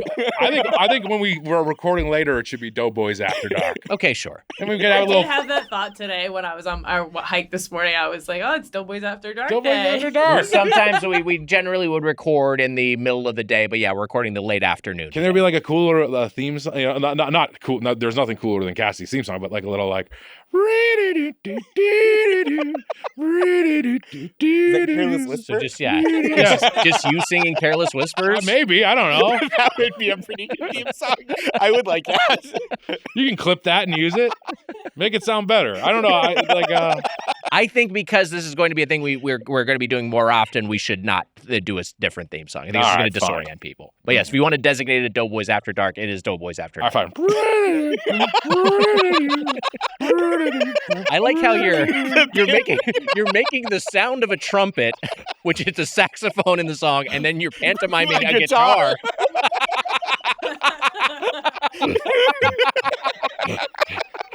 All right, we'll cut that out. We are returning to Little Caesars for the second time this year because of the Fantastic Four meal. Mm-hmm. We covered Little Caesars in January with John O. Wilson, an episode we actually recorded last year, so it feels longer ago than it was. But that was, I believe, maybe the first new Doughboys of this year. The Fantastic Four pizza felt like an occasion for a quick revisit, a quick little Love pop John O. That's funny. I knew that it was recent that we went here, but this is a brand new pizza. We got to try it. It's a brand new pizza. We're also moving closer to Doughboys items too, by the way. But go on. This is also an interesting bit of synergy because last week we revisited Pizza Hut. That's right. With Neil and Mitra. This year this week rather we're talking about Little Caesars. Next week we're going to Papa John's. We can say Holy shit. It's a 1, 2, 3. And pizza episode just came out on Patreon. That's it's true. Like a pizza It was a July. pizza fucking month. That's true. But in the main feed, it's 3 of the big 4. 3 of the big 4 pizza chains. That's fucking wild. Just absent Domino's, which we love. Where do you stand on here? What was the Papa John's episode we just did and I don't remember? It's coming out next week. Oh, wait. Oh, right. Yeah.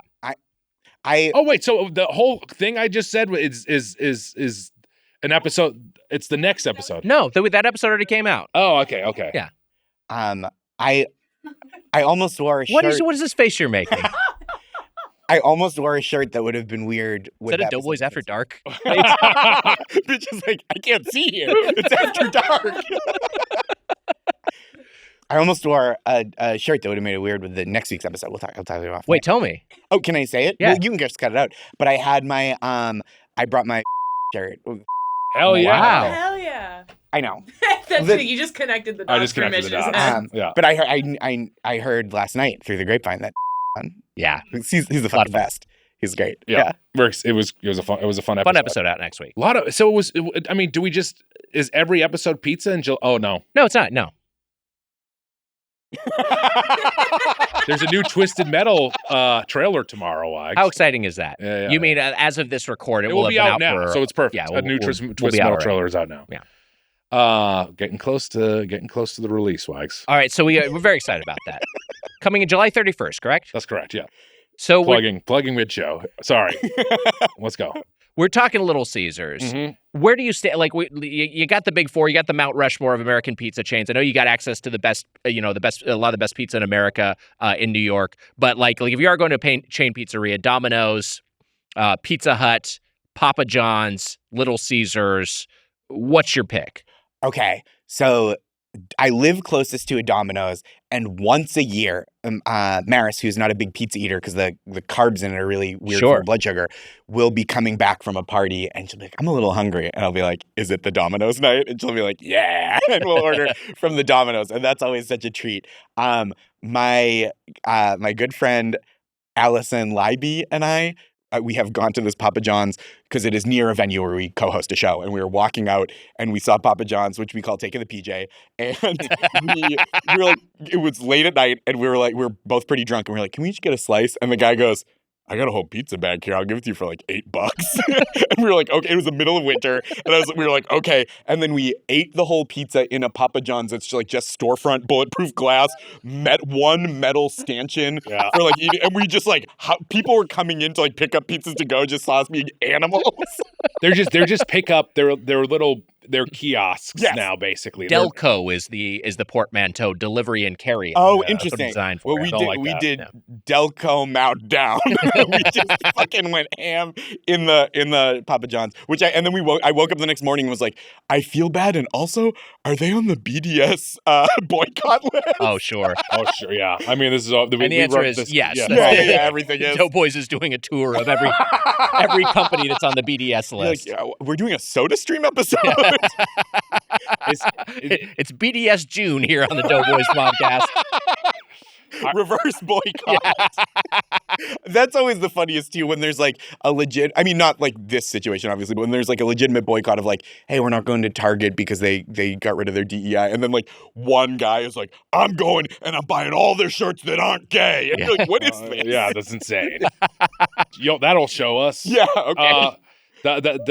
My question to you is, as a New Yorker, is like, I feel like Griffin Newman is someone who gets Domino's quite a bit, right? Like, but is Domino's? I mean, Griffin Newman can't exactly be the arbiter of what good food is. I agree with that, but Griffin, you maybe know the answers. But is Domino, like, I'm sure Domino's are also like very popular in New York City. Yeah. But I could never see myself eating as much Domino's. It would probably be my local pizza place that I would eat at more. And that's it too. Like, there's a couple places in the neighborhood that I'll do a pie or slice. There's a place called Norm's, not too far from me in Brooklyn, that does like real great. They have very few options, but they're all like classic, great pies. Like love that sausage or pepperoni, great. Can you give your top 3 pizza spots non-chain in New York quickly? Sorry. It's all just like my friend Ashley Hamilton just did this as sorry to buzz market, Subway Takes, but a Subway Takes of like, it's just the good place that's closest to your apartment. And that's kind of how I feel. But like the other one, the classic one is like Joe's Pizza is right by the Comedy Cellar. Sure, yeah. And so that's I've had that exact one. Yeah. And I'll go there every once in a while too. And that's kind of like the one I'll seek out. Yeah.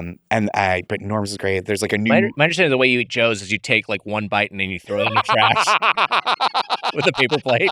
That's a different place, but that is I think that's Ben's. But that is a traditional New York slice. You take one bite of the tip, you throw it away. Yeah. Thank you, Louie. Wait, you were going to say there's a new place? I think, there's a new, there was a Detroit-style place that was open for about 4 months in my neighborhood that closed because they were trafficking cocaine in the back, I think. Oh, my God. So I never got to try it. The pizza. Yeah. I also didn't try the cocaine. There's now a Joe's out here, and I get it. I'll sometimes get that. It's pretty good. But also, if you want Domino's, you want Domino's. We talked about that. There's one in Harvard Square, too, now. Oh, shit. Oh, damn. All right. Yeah, they're chaining out. Yeah, and the autos all around there now, too. It's so funny because autos. Yeah. There's the Connecticut, what's it called? Sally's a Pete's is they're like opening everywhere now too. It's like a lot of these places that were classics are like like trying to turn into national chains, or at least they partner their wings, I guess. That's why I wondered, did they partner with a franchising company, with FranSmart or something like that? And FranSmart is what took Halal Guys from being a local New York thing to trying to make it nationwide, and it just way overexpanded way too quick. But yeah, there are these companies that exist now. Again, it's like how, it's called FranSmart? FranSmart, yeah. They're a major franchising company. What they do is they look for local chains or local individual restaurants that are popular and are like, how can we scale this up rapidly and turn this into a national brand? How can we take a thing that people in one city love and turn it into a thing that everyone in America thinks sucks? Yeah, it's exactly it. And it's one of those things where it's like a profitable business model, but it's just another of the things that's kind of just smoothing out anything interesting and eroding the overall FranSmart quality. is what I think about our good friend Fran Gillespie. FranSmart. She'd love to hear that. She is. She'd clip this out and send it to her. Make her day. We love our Franny. We love our Franny. FranSmart. It kind of bums me out to try some of these bigger these fan favorites or local places or whatever, and then like trying to turn them into like chains. I know Pizzeria Regina did try that kind of, and then they slowed down. I like going to a place and being like, oh, this is like a special thing that I can get when I'm here. Yes, yeah. We were talking about Domino's in New York City. I feel like the time that I first noticed a chain scaling way up and then just kind of getting their ass kicked was like when they started opening Krispy Kremes in Boston, and everyone was like, we will never go here. Yeah, it's just this is not Dunkies. It didn't fucking work. They beat it back like the Redcoats. It just didn't. It didn't. We're just Dunkin' loyal. There are just certain territories that are very, fond of their particular local donut shop, and the same thing happened with Shipley Donuts in Texas when they tried to expand Krispy Kreme there. It was not super successful. Beat back the tide. And then I guess Little Caesars has always been kind of like a wild card to me. I've never had that much access to it. And then what's the other thing? Pizza Hut? I think Pizza Hut is like, Pizza Hut, we had a bad experience last we think Pizza Hut has gone down the tubes. Nick and I didn't have a lot of access to Little Caesars either. It's not a huge Massachusetts chain. Think so. It's not. But we had the ads. Yes, 100%. And Red Lobster and Sonic. The ads were there well beyond the representation of the restaurants. Can I guess that Route 1 probably had at least one of these at one point? I'm sure that they did. The Sonic in Route 1, the ads had been going for so many years that when they opened the Sonic, it was like traffic for weeks. Yeah, onto a highway. A highway. It was just like a whole lane, a 2-lane highway going, 2 lanes in each direction, full lane, just like, we got to get hot dogs. But I'm sure there was either a Little Caesars near Route 1 or something at one point. But there, it's like always on the outskirts. Red Lobster, same thing, because you're in lobster country. Why are you going to need a Red Lobster? Sure, but yeah. There is like a couple of them in Massachusetts. I think there was at one point. I'm not sure if but there's nothing close to where I grew up. No, same. Yeah. So I didn't know Little Caesars that well, but anytime I had it, I liked it. And then I think Little Caesars does a damn good job. It's like a cheap price point, but I also think the taste is there. I like it. I love Little Caesars. We used to sell the frozen Little Caesars pizzas as fundraisers in school. That was like my only understanding. Like, to me, Little Caesars was like a frozen thing that we would sell as fundraisers. And I loved the frozen pizzas. They were pretty good. But I've never had a Little Caesars frozen pizza ever. They were like little mini ones. Oh, yeah. It was like just for school fundraiser kind of thing. Were they akin to the pizza puffs we got today? No, they were like a personal pizza. They were like a personal pizza. Yeah, like it was like 4 little slices, basically, yeah. Akin is the word of the day. We've each said it. Did we? Yeah, I said what it context twice. You said akin? It once. I said it was akin to Jemmy's butthole, and then I said, oh right, okay. And then I said akin to something else at one point, and now you've said it. That's 3 in a row. So Mitch is up 1. Yeah, you gotta work it in somewhere. Look, I don't know if I'm excited for the new Fantastic Four movie. Sure. Are you excited for it? It seems like a Superman, like a. It looks visually like both of them have a new gloss on them. It looks like they are trying to do something visually interesting, which is nice, I guess. I will say this: I'm very burned out on the MCU, I've been pretty burned out on the Jurassic World movies. So I'd say my enthusiasm, because it feels like it's trying something new for the new Fantastic Four movie, The First Steps, is akin to my enthusiasm for the recent Jurassic World Rebirth. It's all knotted up, baby. And so we'll see. I think just at least it feels like it has an aesthetic. You know, it has some of the Marvel quippiness that I'm not super fond of. That's still present in the trailer, but like it feels like it has an aesthetic. I like that it has a specific setting. You know, I like that it's a period piece. I feel like it could be interesting. Sure, it might be interesting. Yeah, Look, I don't know. I'm more interested in seeing Superman and my boy Beck. We'll have seen Superman by the 10th episode is out. I am enthused for Superman. I will say that I have I've talked about it before on the podcast, talked about last week's episode, but when I worked in the video game industry, I worked on 2 Fantastic Four video games. So I'm not a big comics guy, but that's a franchise that I have a lot of knowledge I absorbed of just by virtue of working on those games for several years. But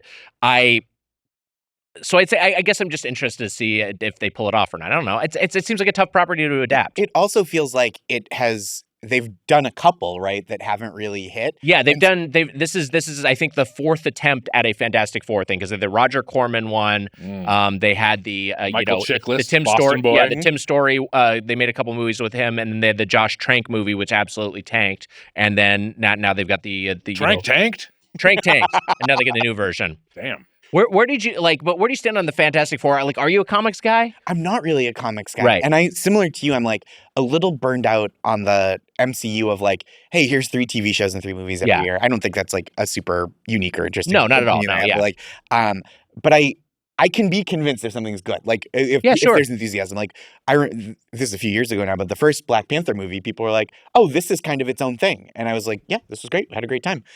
So I could be convinced if friends go to it and who are not superhero movie people and are into it, that will be the litmus test for me. But if someone who sees every superhero movie is like, this is in the top 10 of the last 3 years, I'm like, great, cool. Yeah, I'll like turn it on when it's on Max or whatever and fall asleep to it. Yeah.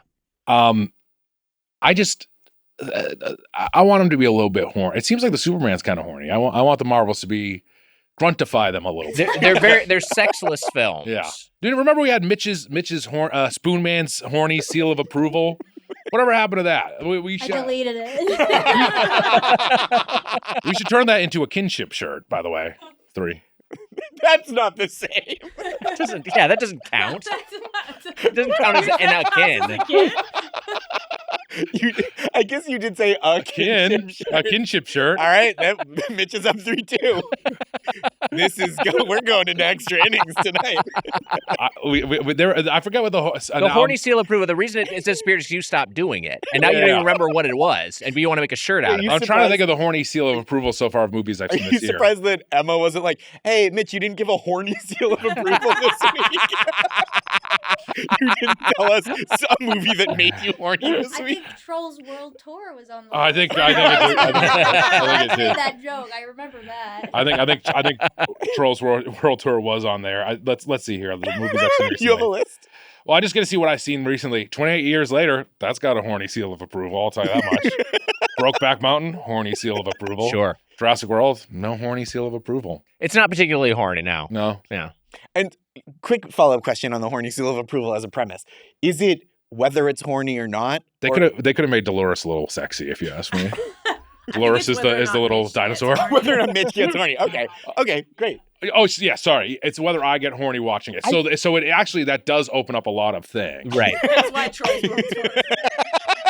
I think it's important when a critic has their own personal taste and isn't just trying to create some kind of objective good or bad standard. It's when Mitch is watching a movie and he loses sight in one eye. If you catch my drift. It wasn't a blood thing.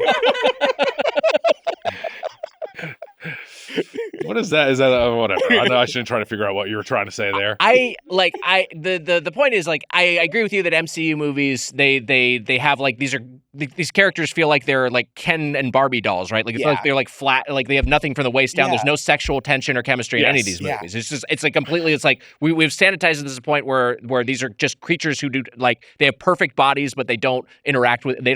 There's no like passion behind it. I gotta ask. Well, you were saying that the blood goes out of my head. Is that why? And that it's a one eye thing. It was or do I jack off like Popeye? I don't understand what you're. Maybe like the one eye of your dick. Like, yeah. You know. Oh, that's interesting. That's not what you meant. We were talking. I thought that, like, it sounds like one of those things that people tell you, you'll grow hair on your palms. Yeah. That's what I was thinking. Got it. Yeah. Got it. That's good. So blind in one eye is you jack half the way out. It's edging. Stop edging. You'll go blind in one eye. Is Popeye blind in one eye, or does he just have one that's kind of closed? I think it's just kind of closed. I don't think he's blind in one eye. He's always flirting. Now I do want to know if Popeye has trouble with his one eye. We'll find this out right now. But we do need to find out about the pizza, which, by the way, from what I understand, to break it down, incredible segue. We'll find out what's the deal with Popeye's eye right now, but we do have to find out about the pizza. We do got to say what we think about this 4-quadrant pizza, which, from my understanding, the sausage is the thing. The pepperoni is the stretch guy. The pepperoni with jalapenos is Flame On Man. And the cheese pizza is Invisible Woman. That's like the best I can guess for the 4 quadrants. I guess she turns invisible. That's like no toppings. Yeah, you can invisible see, toppings. basically. They should do invisible toppings. They should have glass shards. I guess the thing I like where Emma, thank you. I like where your brain is going with this, like some sort of like candied glass or something, or like an onion cooked like a caramelized onion that's a little translucent. Yeah, I like should that. have a pie with just like 2 empty slices where. And it's like this is for women only making 75 cents on the dollar. Very political pizza. They did they did one of these Fantastic Four menus previously at, I believe it was Denny's. And Denny's had the fun thing with the Invisible Woman of it was invisible syrup on pancakes. Oh, that's fun. Which did kind of look like you were pouring ejaculate over your pancakes, but it was like at least like the effort of like, hey, it's a clear syrup that tastes like maple syrup. There was something to it. But it's some of that ejaculate stuff. I think it's fun. We had fun why doing not? it. Why not? Yeah, this syrup's like dog cum. I would say it's akin to dog cum. Gondelman's in the game. Anyway, this Fantastic Four tie-in is akin to the How to Train Your Dragon Burger King menu from a few months ago. Ass handed to me. And this is a thing that we see more and more, which is we're going to do a topical tie-in menu, but we're not actually going to go all the way. We're going to use existing inventory to cobble together something we can justify as tied to the IP. And that's what is happening here, because this is all shit they already have. They already have a cheese pizza, pepperoni pizza, Italian sausage and bacon pizza, and a pepperoni and jalapeno pizza. These are all existing toppings. These are existing combinations that they have just crowbarred into. We're going to have all 4 of these in one. All that said, I do think it's pretty fun to have a 4-way split pizza. So I do give them points for that. I agree. I think it's like a fun format for pizza. Yeah. Anything on Popeye's eye? I do. Look, this just shows you why. 'Cause we've talked about how the AI Google write-up is wrong. Yeah. So in the case of the cartoon character Popeye, his distinctive popped or bulging eye is a defining feature, not a condition he suffered from. It's a part of his character design. Blah, blah, blah, blah. In real life, and it's his fighting prowess. In real life, a popped or bulging eye can be a symptom of an eye condition called pop-eye, which is usually called by trauma or infection. It's an eye infection. Yeah, it's akin to an That's infection. why he's eating all that. But then 4-3 Mitchell. here's on the comic book Reddit. Yeah. We know our favorite sailor was abandoned as an infant by his father, the reprehensible Poop Deck Pappy, which I did not know, and a mother is never mentioned. Who knows? Almost racist. I mean, it possibly is. But since as an adult, the noble sailor lost his right eye in a horrible event he hesitates to inform us about. Wow. Popeye's like the silent generation. Yeah. Then logically, he wasn't always called Popeye. So what name did he That's use? a pretty fucked up name to call a guy. I mean, this is. So you just named him after his disability then. And then So it's just an empty socket. Captain Hook rules. And then there's people. Then this guy says, "Wait, Popeye seriously has one eye? I always just thought it was a squint." Yeah. Wow. Is this you? and then the original poster says, Popeye also has no teeth. Popeye is toothless. He's toothless? Yeah. Popeye is fucking scary sounding. Yeah. He's got no eye and no teeth. Great diet. He He does have a good. That would explain why he eats spinach. Yeah. For the one good eye. Yeah. Yeah. But so it's background on the with the comic book from this comic book Reddit. Wow. Is that he has lost an eye and he has no teeth. I wonder if that's truly canon or if this is just speculative. Yeah. And underneath Mitch left a comment, when I met Santa, he didn't even have a beard. Little Caesars No is bringing teeth. fantastic. No teeth, Lucky All Olive Oil. cookies never stops to brush. He got disgusted. Wait, what did you say? I missed it. I'm so sorry. I said, no teeth, Lucky Olive Oil. And he got disgusted with me. I love this. Let's explore. Yeah.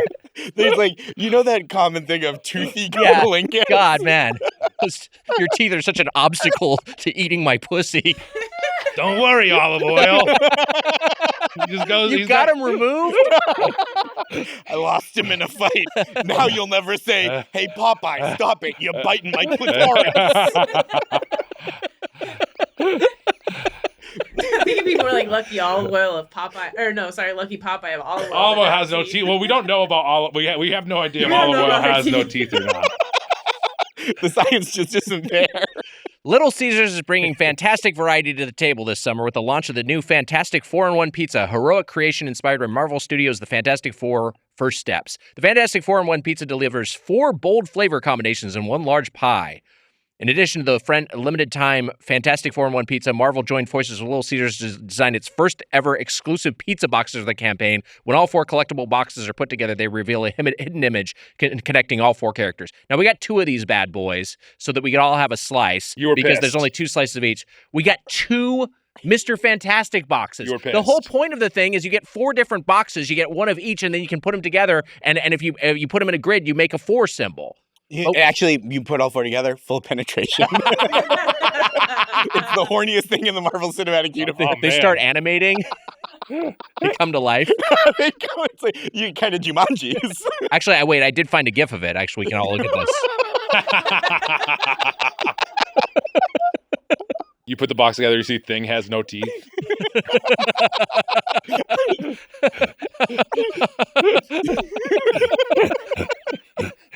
Well, your rocky facial features are a little bit of an obstacle. What was really getting in the way of pleasure was Ben Grimm's Thing teeth.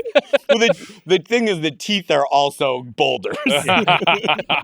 Is that, yeah, how much of his is his like his tongue and his, I'm sure that there is, fucking rock. I'm guessing that there probably is lore. You on might have this, to look right? at the comic book Reddit again. I'm gonna I think figure he this has. out. I think it's just his skin that's been transmuted into rock material, though I believe his internal anatomy is similar. Though the thing is, he has super strength, so maybe his muscle tissue is emboldened as well. I don't know. Anyway, Emboldered. is better. Thank That's you. good. This is why we have a room. Here's what I'll say. I thought all these slices were good. I mean, it's straightforward. It's a hot and ready pizza, and it's Little Caesars as we know it, and it's just with. But I think it's 4 topping combos or topping versions that ultimately are it's straightforward and work. Wait, the pizzas were also, not to put anyone on blast, sliced weird. They were There were some, yeah. They were weirdly sliced, and also they weren't particularly well portioned. So it's there was one pizza that had one pure cheese slice, and the other slice was like half cheese, half sausage. And then the other one was 3 straight cheese slices. Yes, yeah. Yeah, which was like, this is, the people making the hot and ready pizzas, they got a lot of work to do. But this was the premise that was promised, was quadrants. Yes, we want to make sure that for each of these different topping combinations, we are getting 1/4 portion, so that you can grab these individual slices and be like, "That's mine." But if you were one family of 4 and you're like, we each want to try one, you would be robbed of that. With one of these a lot of siblings would be beating the shit out of each other. If we got A family of 4, though, you're gonna get the 2 pizzas anyway. You probably get the 2 pizzas. Get some leftovers. Mm-hmm. I got an answer. Yeah. Once again, Google AI says no. Ben Grimm, also known as the Thing, does not have a rock tongue, while his entire body is covered in rock or orange hide. He retains his normal internal organs, including his tongue. Fantastic Four subreddit, though, disagree. It's split here. Okay. There's a drawing from a comic book that shows him with a rock tongue. So there is a rock tongue there. Olive Oil is furious. Yeah, she's not going to like that. And also, what the hell is she doing to Popeye? She's cheating on Popeye. Yeah. With Ben Grimm for the Fantastic Four. They went to summer camp together. Reconnected as adults. He does have a girlfriend. I can't remember her name, but I think she's blind. And so she doesn't, like, the rock features don't bother her. She's been jacking off a lot. Here's a question for her. This is from someone in the Reddit, so credit to them. They've deleted their account, which makes sense. The real question is, it flaccid or erect, and does it shoot pebble or sand? Which is a good question. This feels like we could sell this, like, as like a scene in and of itself for like Mallrats 2. Just like Jason Lee. Like, has there been a Mallrats 2 yet or no? No, I don't think they so. Okay. No. I'm just asking, when he busts, is it sand or pebbles? The what is it? A Skewniverse? A Skewniverse needs to. We got to see a Mallrats 2. But anyways, it's inconclusive on Ben Grimm. Well, whatever the lore. We're out of time. I think the pizzas were. I mean, I like the pizzas. I mean, what am I going to say here? It was Little Caesars pizza. These are classic combos. I think they all work. I did like the pepperoni and jalapeno quite a bit because I'm a bit of a heat seeker. I think if any of them work, I feel like the Italian sausage and bacon it's supposed to be did not even have any bacon. Am I wrong about that? I thought there was a little on one of the slices. That's okay. I noticed something at one point. I was like, what's that? They're not a lot of bacon. Yeah. The invisible bacon. That's wow. That's the way to do it because it did suck. But thank you. Thank you for taking that dog shit journey with me. I like the idea of calling it an invisible ingredient. It just means that you don't get it. They're like, this is the invisible pepperoni pizza, and it's just a cheese pizza. that I could track a little That's bit. Funny. Yeah, that is funny. I don't think this is like really a bitful pizza. No. But I do like a promotion that's just like, you suck, you loser. But it should be something like if we're actually talking about honoring the because this is part of what when we're evaluating these things is how well does it like actually live up to its premise, you know? Yeah. And if we're talking about I think it should have just been the sausage. That would have been fine. I think I would just say in general, I think the 4-way split is great for the Fantastic Four. I agree. I think that the pepperoni and jalapeno works as a Johnny Storm one because, again, I say this as something of a heat seeker. It is like a spicy pizza for the fire guy, like for the Human Torch. I get that. But to also have pepperoni, which is just pepperoni minus jalapeno, it's like you just put that on because that's a crowd pleaser, right? You know what I mean? Like you just but what does that say about any of the characters? That's Mr. Fantastic. That's Mr. version, Fantastic. What are you talking? Like I don't see the connection at all. Or is the cheese? Is that? I don't know. I think it should have been like a maybe if they did like one quadrant that was like sticks, like it could be like, okay, maybe I'm kind of getting that like a stringy breadstick is kind of like Mr. Fantastic a little bit. I don't know. Or like a 4 cheese that you get a little pull on with the cheese. Or, that would be fun, like a super cheesy thing. Yeah. And then it feels like no effort for the Invisible Woman. I now because Johnny Storm and the Invisible Woman are brother and sister. They are. So now I feel like the pepperoni is the Invisible Woman. So is it pepperoni and it's the jalapenos are invisible? And I can kind of track that. Okay. No, I just think that it's. I just think that it's. That's wild what they're doing on those 4 boxes. That's what people want to see these days. It's just true. It's too much. I just think it was just too much for Jemmy straight left. to camera. The porn in this country. I'm thinking like the base, the brother and sister DNA is pepperoni pizza, and then he has hot. He's the storm. And then that's and then like the stretch one is cheese. Yeah. I mean I don't know, but I feel like that's maybe what it is. Or it's just you get to choose 4 different toppings for 4 quadrants of the pizza, and it's just like whatever your group of 4 wants, and you assemble your own Fantastic Four. I think we're doing more work here than maybe they did, but I think that. It's supposed to represent the different things, right? Like I feel like I don't know. I'm opening our buddy, friend of the show, past guest Matt Singer's. I am eating everything on the Fantastic Four menu. I'm opening this up to see if I can get any sort of context on the Fantastic Four pizza, and over at Screen Crush. to see which is which. But yes, it is reminding me as well, because the other thing that comes up on Screen Crush is the Slamtastic 4 for the Fantastic Four, which was Denny's one, which was such a more cohesive effort. They had the Invisible Woman Slam, which I mentioned, which has the invisible syrup, the Thing Burger, which looked like the fucking Thing because of the bun, the Human Torch skillet, like they really, really went for it, and they also the Fantastic 4 cheese omelet, exactly that, super stretchy cheese. I thought when you said Slamtastic 4, it was the rap group Onyx. Slam. Featuring Biohazard. Man, is that the Judgment Night soundtrack?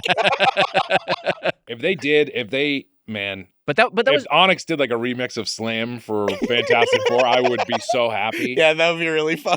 But just contrast, like, and I overall like this pizza, but just contrast what we're getting for the Fantastic Four movie in 2025, which is like a movie with the studio more behind it. Whereas 2015, they were like, this thing's kind of a boondoggle. The director's disowning it on social media. The movie tanks.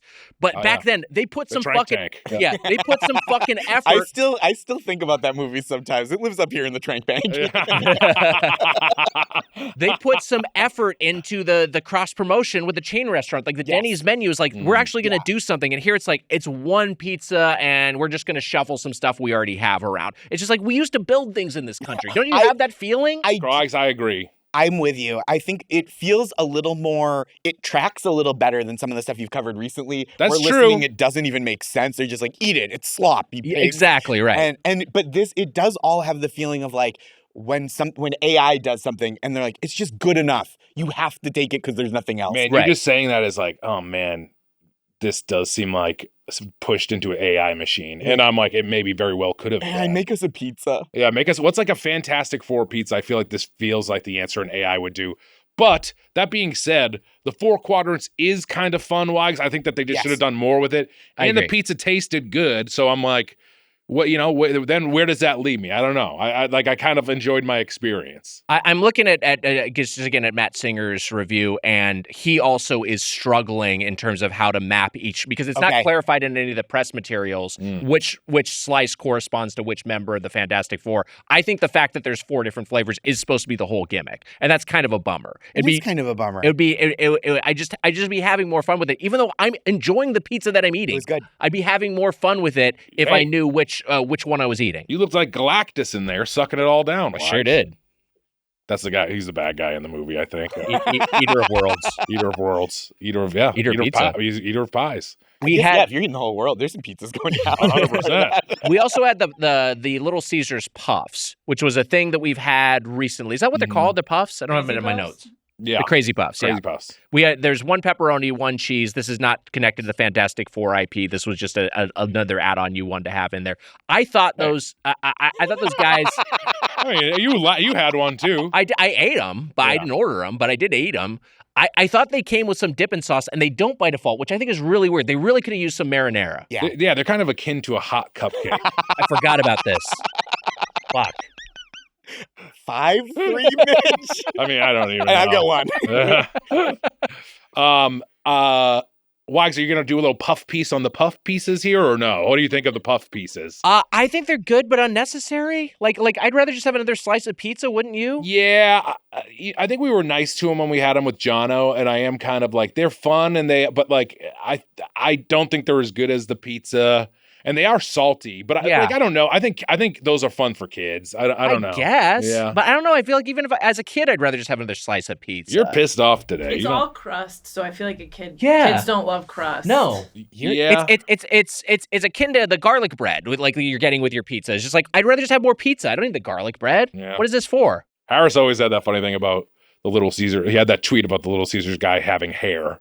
He's like, He's like, why does chest hair? Yeah, he's like, why does the Little Caesar guy need to have hair? And it's a great point. I don't know why the Little Caesar guy has hair, but I think it's fun. But we love the Little Caesar guy, and we like Little Caesars. Yeah, I agree. And I just think I didn't know that you were as cranky about this. Not that you're. I'm not even cranky about it. All right. I liked the pizza.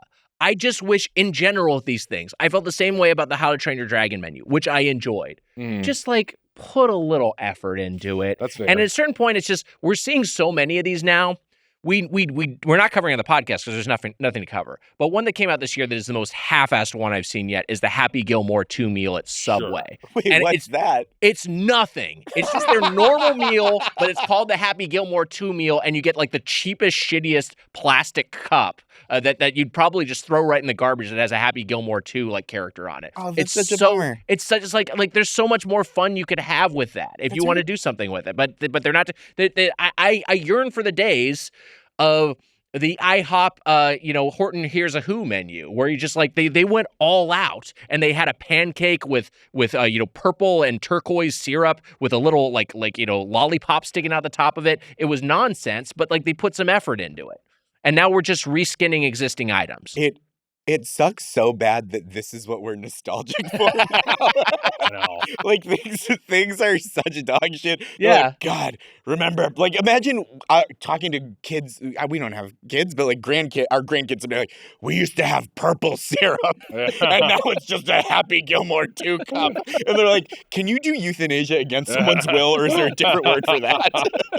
I feel like we've said this before, but we are at the point where we're rooting for like local chains. Yes. You know what I mean? Yeah. That's where we are in the state of the world right now. And it's bad, Wags, but what can we do? What did you think of the Crazy Puffs?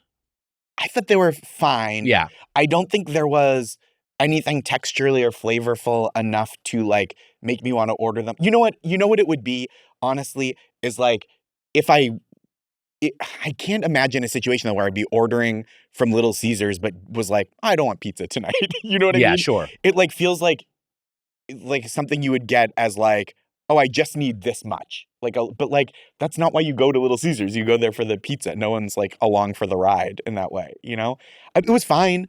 It just felt, if I could turn back time, share. If I could find a way, I would have eaten another slice of pizza. Also share. Also share. That was akin to another share. I now fucked it up. That's just the same. It is another share. I deduct myself a point. 5-3 Mitch. No, I think he's 5. I think you're 5'4" now. 5'4"? Sorry, thank you. He did one there when he was on his his angry rant there. You sounded like Andy Kindler. Come on. I give it to him. All right, 6'4". give it for Kindler. We love Andy Kindler. He's great. Great guy. And a third usage of a kin. We maybe should have said this on the podcast before, but this was like one of our last live shows we did before the pandemic shut everything down in Vancouver. We're up there doing Doughboys live, and it was one of those things where we were getting a ride to the airport, and Kindler was also going to the airport, and was like, "Hey, what do you want? We want to just share a car." We're like, "Okay, yeah, sure, great." And he was just in there, and he was just like, both like being so funny and also roasting us the whole time. It's the Doughboys here. Just like, I want to do your show. What the fuck is your show? And we were like, we review fast food. He's like, what the fuck? And he was like, and you were at the comedy festival, like stuff like that. We were like, yeah, well, no, we're bad.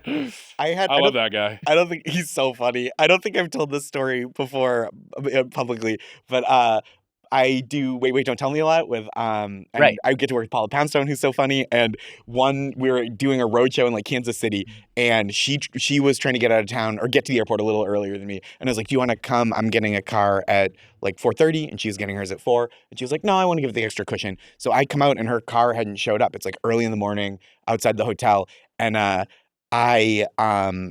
go, "Paula, do you want to come with me if your car isn't showing up?" She was like, "Yeah, bird in the hand." So we get in the car, we have a nice ride together. But before she gets in, the Lyft driver that I called in advance goes, she starts to put her stuff in the back, and he goes, "Do you know her?"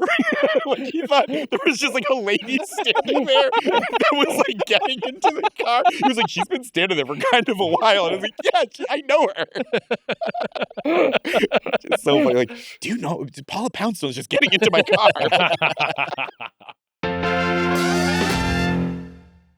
This show is sponsored by Liquid IV. Mitch, my favorite summer memory that I made so far, going to the movies. Oh, going to the movies. I loved going to the movies, Wags. I remember seeing some big big action blockbusters back in the 90s. Yeah, and some great stuff this year. Mm-hmm. And part of the reason you go in that movie theater is to cool off, because no matter how hot your summer gets, you need to cool down a little bit. Wise, I love cooling down. And Liquid IV can help keep you hydrated for the adventures ahead. The summer heat means it's the perfect time to try their new Arctic Raspberry flavor. Plus, Liquid IV has sugar-free solutions powered by LIV Hydroscience for smart hydration. Arctic raspberry, one of my favorite fruits, Wags. Visit liquidiv.com and use code Doughboys at checkout for 20% off your first order. Mitch, it's easy, it's convenient to tear, pour, and enjoy. And I know you got some favorite flavors of your own. Well, I'm a strawberry guy. Yes. I use a strawberry Liquid IV before I go to bed every night. That is the truth. I love my Liquid IV. It gets me hydrated, Wags. I'm a fan of that white peach. And there are all sorts of benefits to Liquid IV. Stay hydrated in the heat, fuel up for summer sports, and it also helps for next day recovery. There's all sorts of flavors. We mentioned some of them. There's including sugar-free options like lemon lime, rainbow sherbet, and more. And your white peach is one of the sugar-free options. Find all their best-selling hydration multipliers flavors online, and now you can experience their newest sugar-free flavor, Arctic Raspberry. Ooh, it brings a shiver to my spine, Wags, just thinking about it. In a good way. Plus, discover more fun flavors like cotton candy or popsicle firecracker. Wow. Just one stick and 16 ounces of water hydrates better than water alone. Powered by LIV Hydroscience, an optimized ratio of electrolytes, essential vitamins, and clinically tested nutrients that turn ordinary water into extraordinary hydration. 3 times the electrolytes of the leading sports drink. 8 essential vitamins and nutrients. Always non-GMO, vegan, gluten-free, dairy-free, and soy-free. Wow. Squeeze the most out of your summer with Liquid IV. Tear, pour, live more. Go to liquidiv.com and get 20% off your first order with code Doughboys at checkout. That's 20% off your first order with code Doughboys at liquidiv.com. Do it. We should get to our final thoughts on Little Caesars Fantastic Four meal and Little Caesars at large. Josh Gondelman, you've done the show before. You know how this works. We'll each go around, give our closing arguments, if you will, and give it a score from 0 to 5 forks. You're a guest seated to my left. We'll begin with you. Your thoughts, your fork score. Thank you. I thought it was a delightful pizza. I like the 4 quadrants. It is a fun, unusual thing. I don't think there were any flavors or topping combinations that were duds. Could have used a little more bacon on the bacon. Could have used a little more even cut. But I think overall, solid. I wasn't dazzled, but I was delighted. Like, I love to eat pizza. Little Caesars makes good pizza, like a good chain pizza. And this was a fun variety, fun form to consume it in. I think I'm going to go 3.5. More feels like it would have had to go a little bit above and beyond. Right. Less feels like it's unfair because it was good pizza to eat. Yeah, sure. Yeah. Wow. There you go. Little Caesars to me is in the Golden Plate Club, or even close maybe to the Platinum Plate Club. We like Little Caesars a lot. Pizza of the people. But if I'm ranking this item itself, yes, yes. 3. So I don't think it's. I mean, I still very much enjoyed the pizza. I wish that there was a little bit more theming there, Wags. It's sad to be rooting for old school capitalism. We root for this when there was a Fraggle Rock racer at McDonald's. Like, that's what we liked. Italian menu used to mean something. I mean, it's the truth. That's the truth. They did try harder back in the day. It seems like they spent a little bit more time or money on things like this. And like you said, Wags, this is something, I guess you could maybe get something that's like this normally. Maybe they don't let you break it down into 4s, but that you could do a half and half or whatever. We could have moneyballed it, created this in the aggregate over 2 pizzas. It just feels like it's. I thought it was both fun for what little we're given now, and also I wish it was a little bit more. But I liked the taste, the Crazy Puffs taste. What did you think of the Crazy Puffs? I had one pepperoni one while we were setting up, and I enjoyed it. Yeah. I didn't try a cheese one. I forgot to eat one. Fired. I mean, deleting the notes was one thing. Rough day. Yeah, they're cold now on the counter. I could still go try one. No, you don't. You do not have to. In fact, don't do that. You know what? Olive Oil would never want to date me. I'm happy that I have teeth. Yeah. Because I get to chomp on this delicious Little Caesars pizza, Wags, and I thought it was pretty damn good. Please eat me out, Bluto.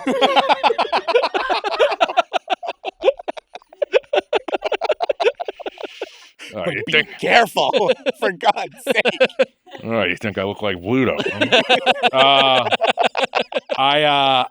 I mean, like, I almost want to give it 4 forks because I still just think the pizza's good. You know what I'm saying? But but I do think it is slightly lazy.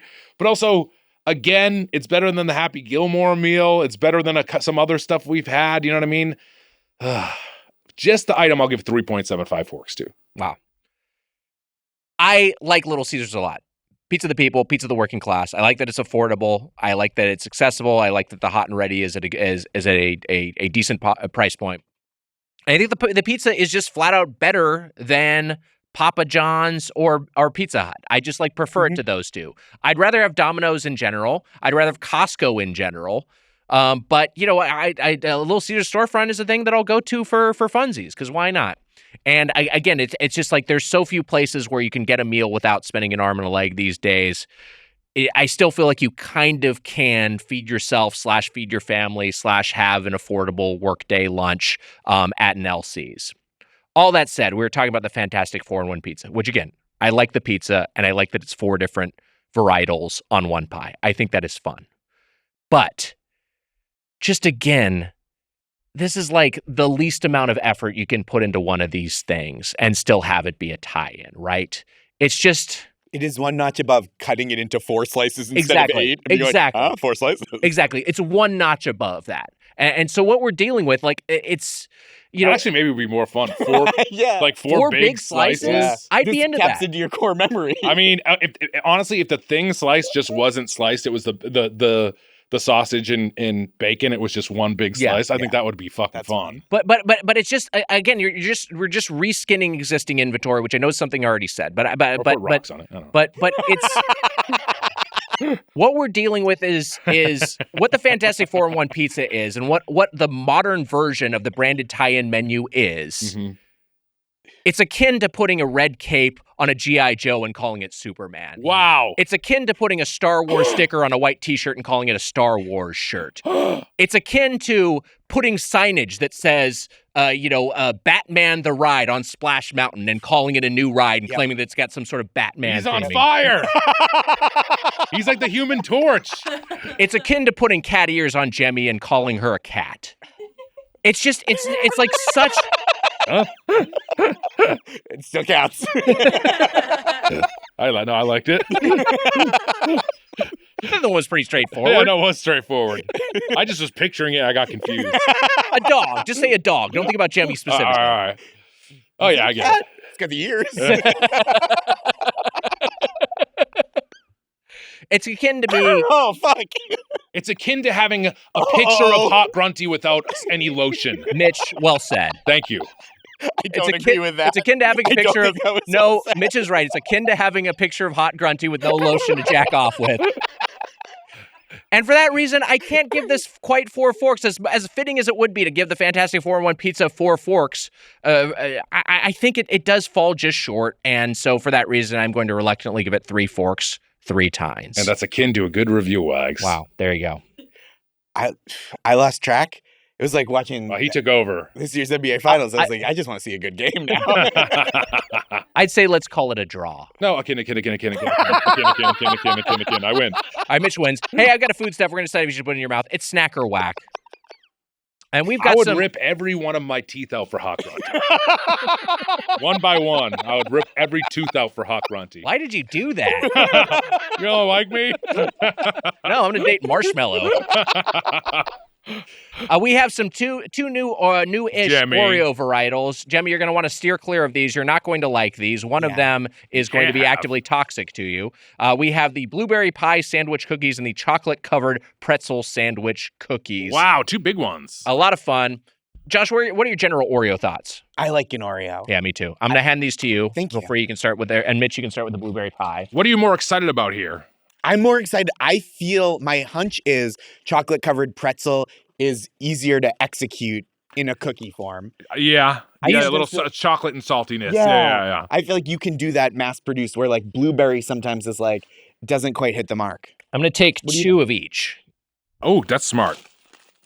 Why fuck around? I think you're probably right. I think I'm more excited about the chocolate pretzels. I want to make sure these aren't from Wonka. You know, what do you know he does with all the blueberry bullshit he pulls? I'm kicking the chocolate-covered Thank you, pretzel Wack. over to you. When I met Santa, he told me Wonka was a real asshole. I gotta tell you. I mean, What are we starting with? Blueberry pie? I gotta tell you. I took a bite of the blueberry pie one. All right, let me do it. Wow. Blueberry pie one's pretty fucking good. I'm weirdly, impressed. It's less sciencey than I it's would have way thought. less sciencey than That's you what I think. was worried about. Look, It's there's okay. a little bit of science in there, but also it's like a familiar, like the blueberry is like a familiar science blueberry. It's like Yes. Yeah, the yeah. blueberry you had in drinks or whatever Mhm. growing up. You're just happy that it's not so much science that could be a vaccine. Jemmy is staring me down. I talked to a virologist. I'm believing the science now. I've turned. Deus, I think you should try the blueberry ones first. But I like the blueberry ones. I think I like the blueberry one too. I'm shocked. I'm having the chocolate-covered pretzel right now. I just tried some cream. I didn't get very much salt from the chocolate-covered pretzel, which I kind of was looking forward to. I want it to be a lot more salt forward. Because the salty sweet is like the appeal to me on paper. Exactly what I was hoping for. And I felt like this really turned my expectations on their head. Is that the golden Oreo cookie on the blueberry one? Mm-hmm. I think so. I think maybe on both of them. Yeah, maybe on both. Well, it's supposed to be a pretzel cookie, I think, Oh. it's a pretzel-flavored cookie. But what it needs is like visible salt granules. Yeah. Like I that's was talking about the blueberry one. No, the blueberry one is a graham-flavored cookie. So it's a graham-flavored cookie with blueberry-flavored cream, and then a pretzel-flavored cookie. It says topped with salt, although I don't see much salt here, and chocolate-flavored cream. I would say the chocolate-covered pretzel was almost akin to an EL fudge cookie. Yes. Thank you. Crushed Emma, it. thank you. Crushed Emma, it. thank you. You're welcome. That's Somebody appreciates me on this goddamn podcast. I'm just turning on everyone. You know, EL fudge stands for Everybody Loves Fudge. I didn't know that. Isn't that fun? Yeah, I guess so. They should have called the show EL Raymond. This is what a guy that writes murder mysteries. This is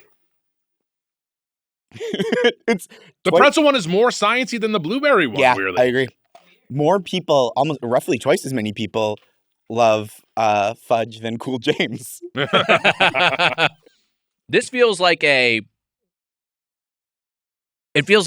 much easier lift to make the chocolate-covered pretzel work. And I think they maybe just fucked it up by being like, well, we don't want it to be too salty because kids aren't going to like that much salt. But like, no, that's what we want. We want the salty sweet combo. I agree. It's a bummer. That one's a letdown. Blueberry pie is a triumph. Yeah. I did not think I would enjoy it as much as I did. And it Fuck, also it's feels really good. It's different enough, like it's Oreo, classic Oreo shape, or the Oreo crunch, and the consistency of the cream. Do I have it on my tooth?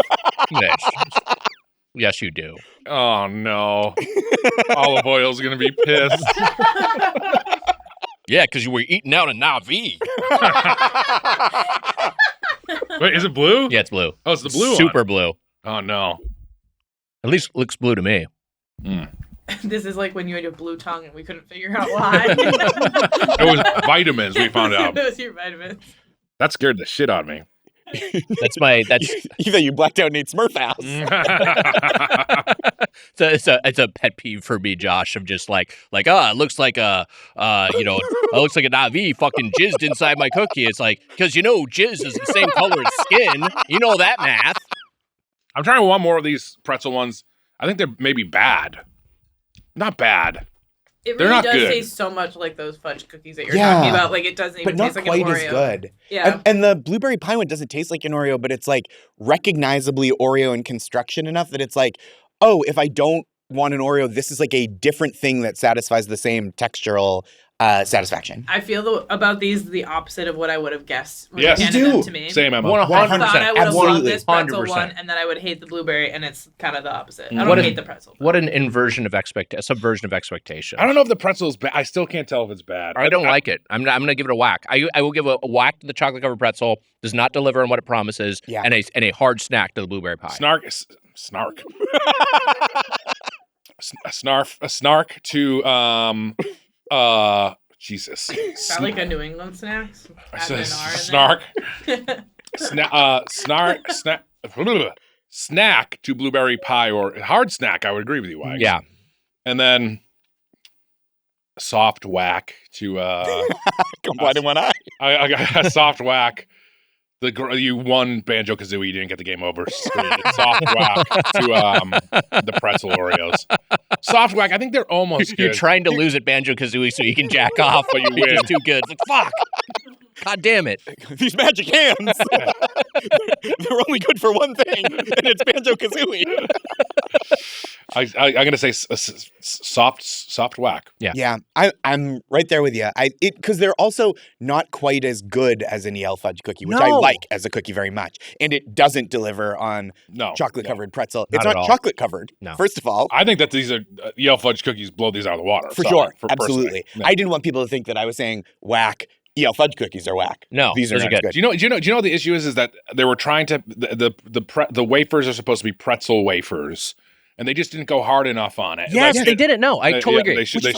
And it's also not what chocolate covered means. Chocolate covered doesn't mean chocolate on the inside. I agree. Wow, that's a great point. And also, here's thank you, Nick. Here's let me throw this at you. What if they did a graham or just a golden Oreo shell, and then inside you had chocolate covered pretzels inside of it with the inside the chocolate. Chocolate cream with like little bits of pretzel in it. Yeah. A little what the hell? That's actually kind of what I thought was going to be happening. Me too. We're giving away free ideas to the Oreo folks. That's what it should. You know what? Nabisco take our ideas. They should. Any contrarian takes from the dais? Are we all in agreement? No. Whoa. Amelia, you're on thin ice. The blueberry one was so good when I first tried it. Yeah. Then I had the chocolate covered one and I was like, ugh, I don't know about this. But then I went back to the blueberry and it tasted like science. It did taste, the second one tasted more sciencey to me than the first one, but I'd still pick the blueberry over the pretzel. But you go whack for both then, Amelia? They're both snacks. They're both snacks? Wow. What a curveball. This is akin to a mutiny. Just like a restaurant value feedback, let's open to the feedback. Today we have an email from Jeff. Jeff writes, Dutton? I just got back from it doesn't say Jeff Dutton, but it could be. I just got back from an amazing vacation to Japan with a friend. We went to Okinawa, and he kept telling me one of his favorite dishes there is called taco rice. I had no idea what this was, so he took me to the local taco rice spot and explained that tacos weren't a thing U.S. service people could get in Japan. So local restaurants created a dish that took all normal taco ingredients and put them on a bed of rice instead of a tortilla. Are they frankenfoods you would like to try like this, or have an idea for one? Thanks for the attempts at humor. Always a highlight of my week. Okay. All right, Jeff. What the fuck? Wow, cool. First of all, I definitely want to try taco rice. It sounds cool. That sounds good. Yeah. Well, so what this is immediately making me think of, and this isn't exactly an answer to Jeff's question, but the dish they have in France, the street food, the French tacos, which is not like an actual taco, not what we know as a taco, not like the Mexican dish, but it is more like halal meat and fries inside a tortilla with some sort of like cheese sauce, and that sounds delightful. That is a thing. That is a thing I've wanted to try, and it has not made its way to the U.S. in any form. Like I told you, I'm going to Hawaii with my mom and sister. That's right. So if anyone has any, if anyone has any, because this episode comes out next week. So if there's anything in Maui or Oahu, I've never been to Hawaii before. I'm excited to go with my mom and sister. Are you going to be there next week? When are you going? Well, no, I'm saying this episode comes out next week. Okay. So I won't. You'll have time before your vacation. Don't worry. Do you think that we have Doughboys scheduled? Just skipping town. I mean, I could see you being worried that I just forgot. Zooming in from Hawaii. You're on a surfboard. Aloha, Wags. So if you got any recommendations for Oahu or Maui, hit me up with them. But I was looking at a lot of food there, and there's a lot of fusion food in Hawaii, anyways. Like and Hawaiian food has there's a lot of different cultures that are mashing over there and stuff like that. This is hard for me to answer because I'm like, what's a food I'm gonna make up that is like, you know what I mean, like that is like gonna be good. You know what I mean? Like I like meatball subs. And I like Chinese food, but I'm not going to make some sort of fucking hybrid that work. You know what I mean? And I like Mexican food, but I'm not going to be able to. Actually, meatballs in meatballs going into fuck. Italian taco sounds good. Kind of good. Fuck. It's funny. Mike and I made bolognese a couple weeks ago, and we had leftovers, and he had some buns that he had made. So kept calling them sloppy nays. It was like a sloppy Joe, but with bolognese instead of like sloppy Joe meat. And Sounds it's really good. kind of like a meatball sub, but like more sloppy Joe style. and it was really good. 10 out of 10 recommend. That sounds good. Man, a meatball, some sort of like a meatball taco does sound nice. I guess you'd have to slice the meatballs. I also love a fried chicken taco when you can find that, which is Those like are fun. not at all like authentic Mexican Sure, food, but yeah. it's still a good combo of two things. Yeah. I'm a sucker for any of that too. Like when someone does like a pastrami egg roll, I'm like, ooh. Yeah. That's That is oh, fun. same, yes. Yeah. Or like I've had cheeseburger egg rolls. Mhm. Those are fun. Great. We brought up the China that we brought up That's earlier. right. They do pizza like they do like Chinese food on pizza, like an orange chicken pizza Oh, that and sounds stuff like fun. that. Yeah. And it works. Some of them work. That's the and some thing. of I them can see that to me, like on paper, orange chicken pizza sounds a little repulsive. Yeah. That sounds like the sweet. Like I could see the sweetness and the cheese flavor kind of rubbing up against each other. But then again, I guess it's not too far off from a barbecue chicken pizza, which works Yeah. sometimes. Or you could do like a boneless spare rib pizza. It's Okay, similarly yeah. sweet, but I bet you could get the ratios right. I got it. Pulled pork. Yeah. Meatball sub burrito.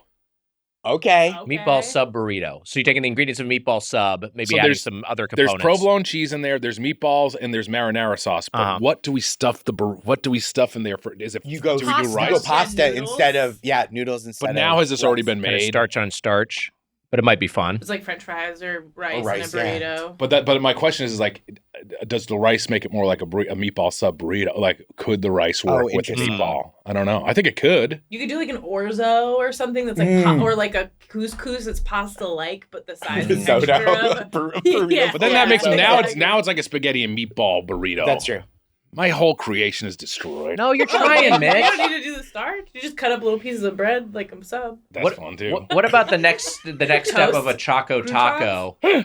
The next step of a Choco Taco is a full-on like waffle that you can fold into a tortilla and put ice cream inside. You got love like an ice that. cream burrito, I like that, Wags. a bursuito. Very nice. Bursuito or Yeah. bursuito is good. What was your alt? I thought you were saying Burrito, that's pretty fucking good too. a bursuito, He's 2 for 2. a burrito or a bursuito. Oh, or bur sweet dough because we invented it. trademark. That's akin to a Hat on a hat, trademark. that's too much. 3 hats. Now we're talking. Nobody's done 3 hats before. Honestly, Get Führer on the phone. We'll add 7 more. Yeah, this caps for sale ass motherfucker. I will say, Wags, that a burrito, the burrito answer to a Choco Taco is pretty fucking good. Does a sushi burrito fall into this category? Oh, for 100%. 'Cause that was a Yeah. huge thing for I a like And those second. now, but those are like those kinda died. are almost so right. Like there's tons of sushi Yeah. burrito stores and stuff. And my restaurants issue with rather. this.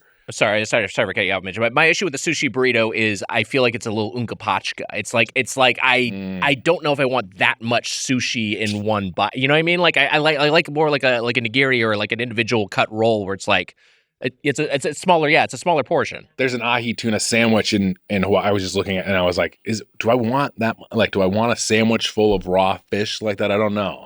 I say this as a fellow like fat fuck. That's such a fat guy thing to be like 2 weeks out from vacation and like looking at planning your meals.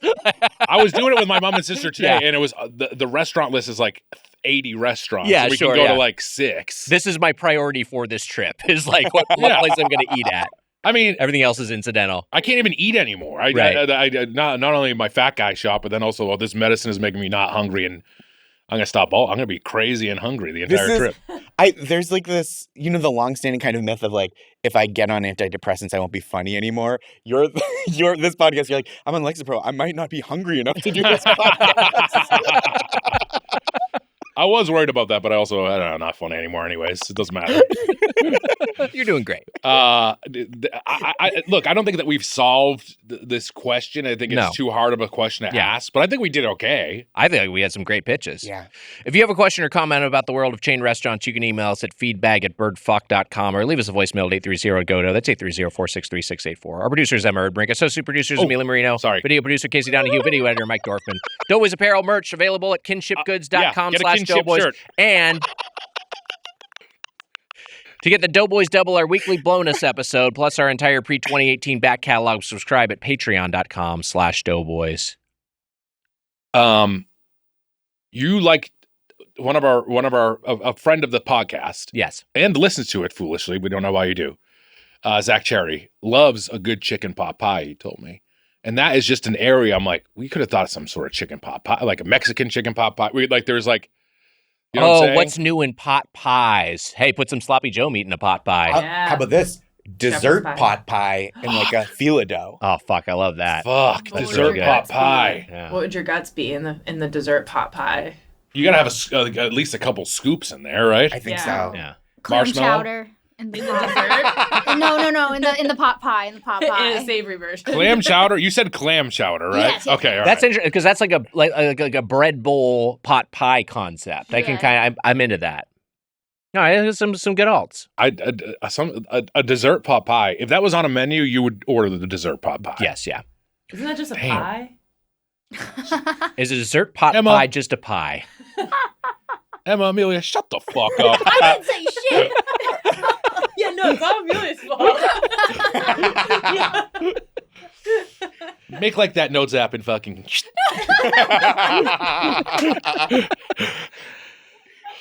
Josh Scott, we love our production team and we love Josh Scott. Thank you so much for Thank being you so here. much for having me. Positive Reinforcement is a special. People should check it out. It's on YouTube. It's on YouTube. You can listen to the audio as of this release. Wherever you listen to audio things, there are a couple little bonus tracks on there. I really would appreciate it. We did it, just me and this independent record label and independent production. And so it means a lot. If you like it, send it on to a friend. It does. I appreciate everybody who's watched. Congratulations, by the way. congrats. So Thanks awesome. so much, guys. I Yeah. really appreciate it. Great to have And you thanks on. for having me. This is always such a pleasure. We course. had a blast. Yeah. Thank you. I mean, I feel like shit. Don't Right. you? I mean, I guess we didn't talk about that in the review. I do feel. I do feel like gross. shit. Yeah. Yeah. There is I mean, we haven't talked about the Rumblies factor, but we each housed 4 slices of pizza and then 2 crazy puffs and then came in here and talked for 2 hours. Yeah. It is kind of a gauntlet. That's Yeah. Doughboys After Dark, baby. That's... Hell yeah. Hey, that is. I did. Boom, boom, boom, boom.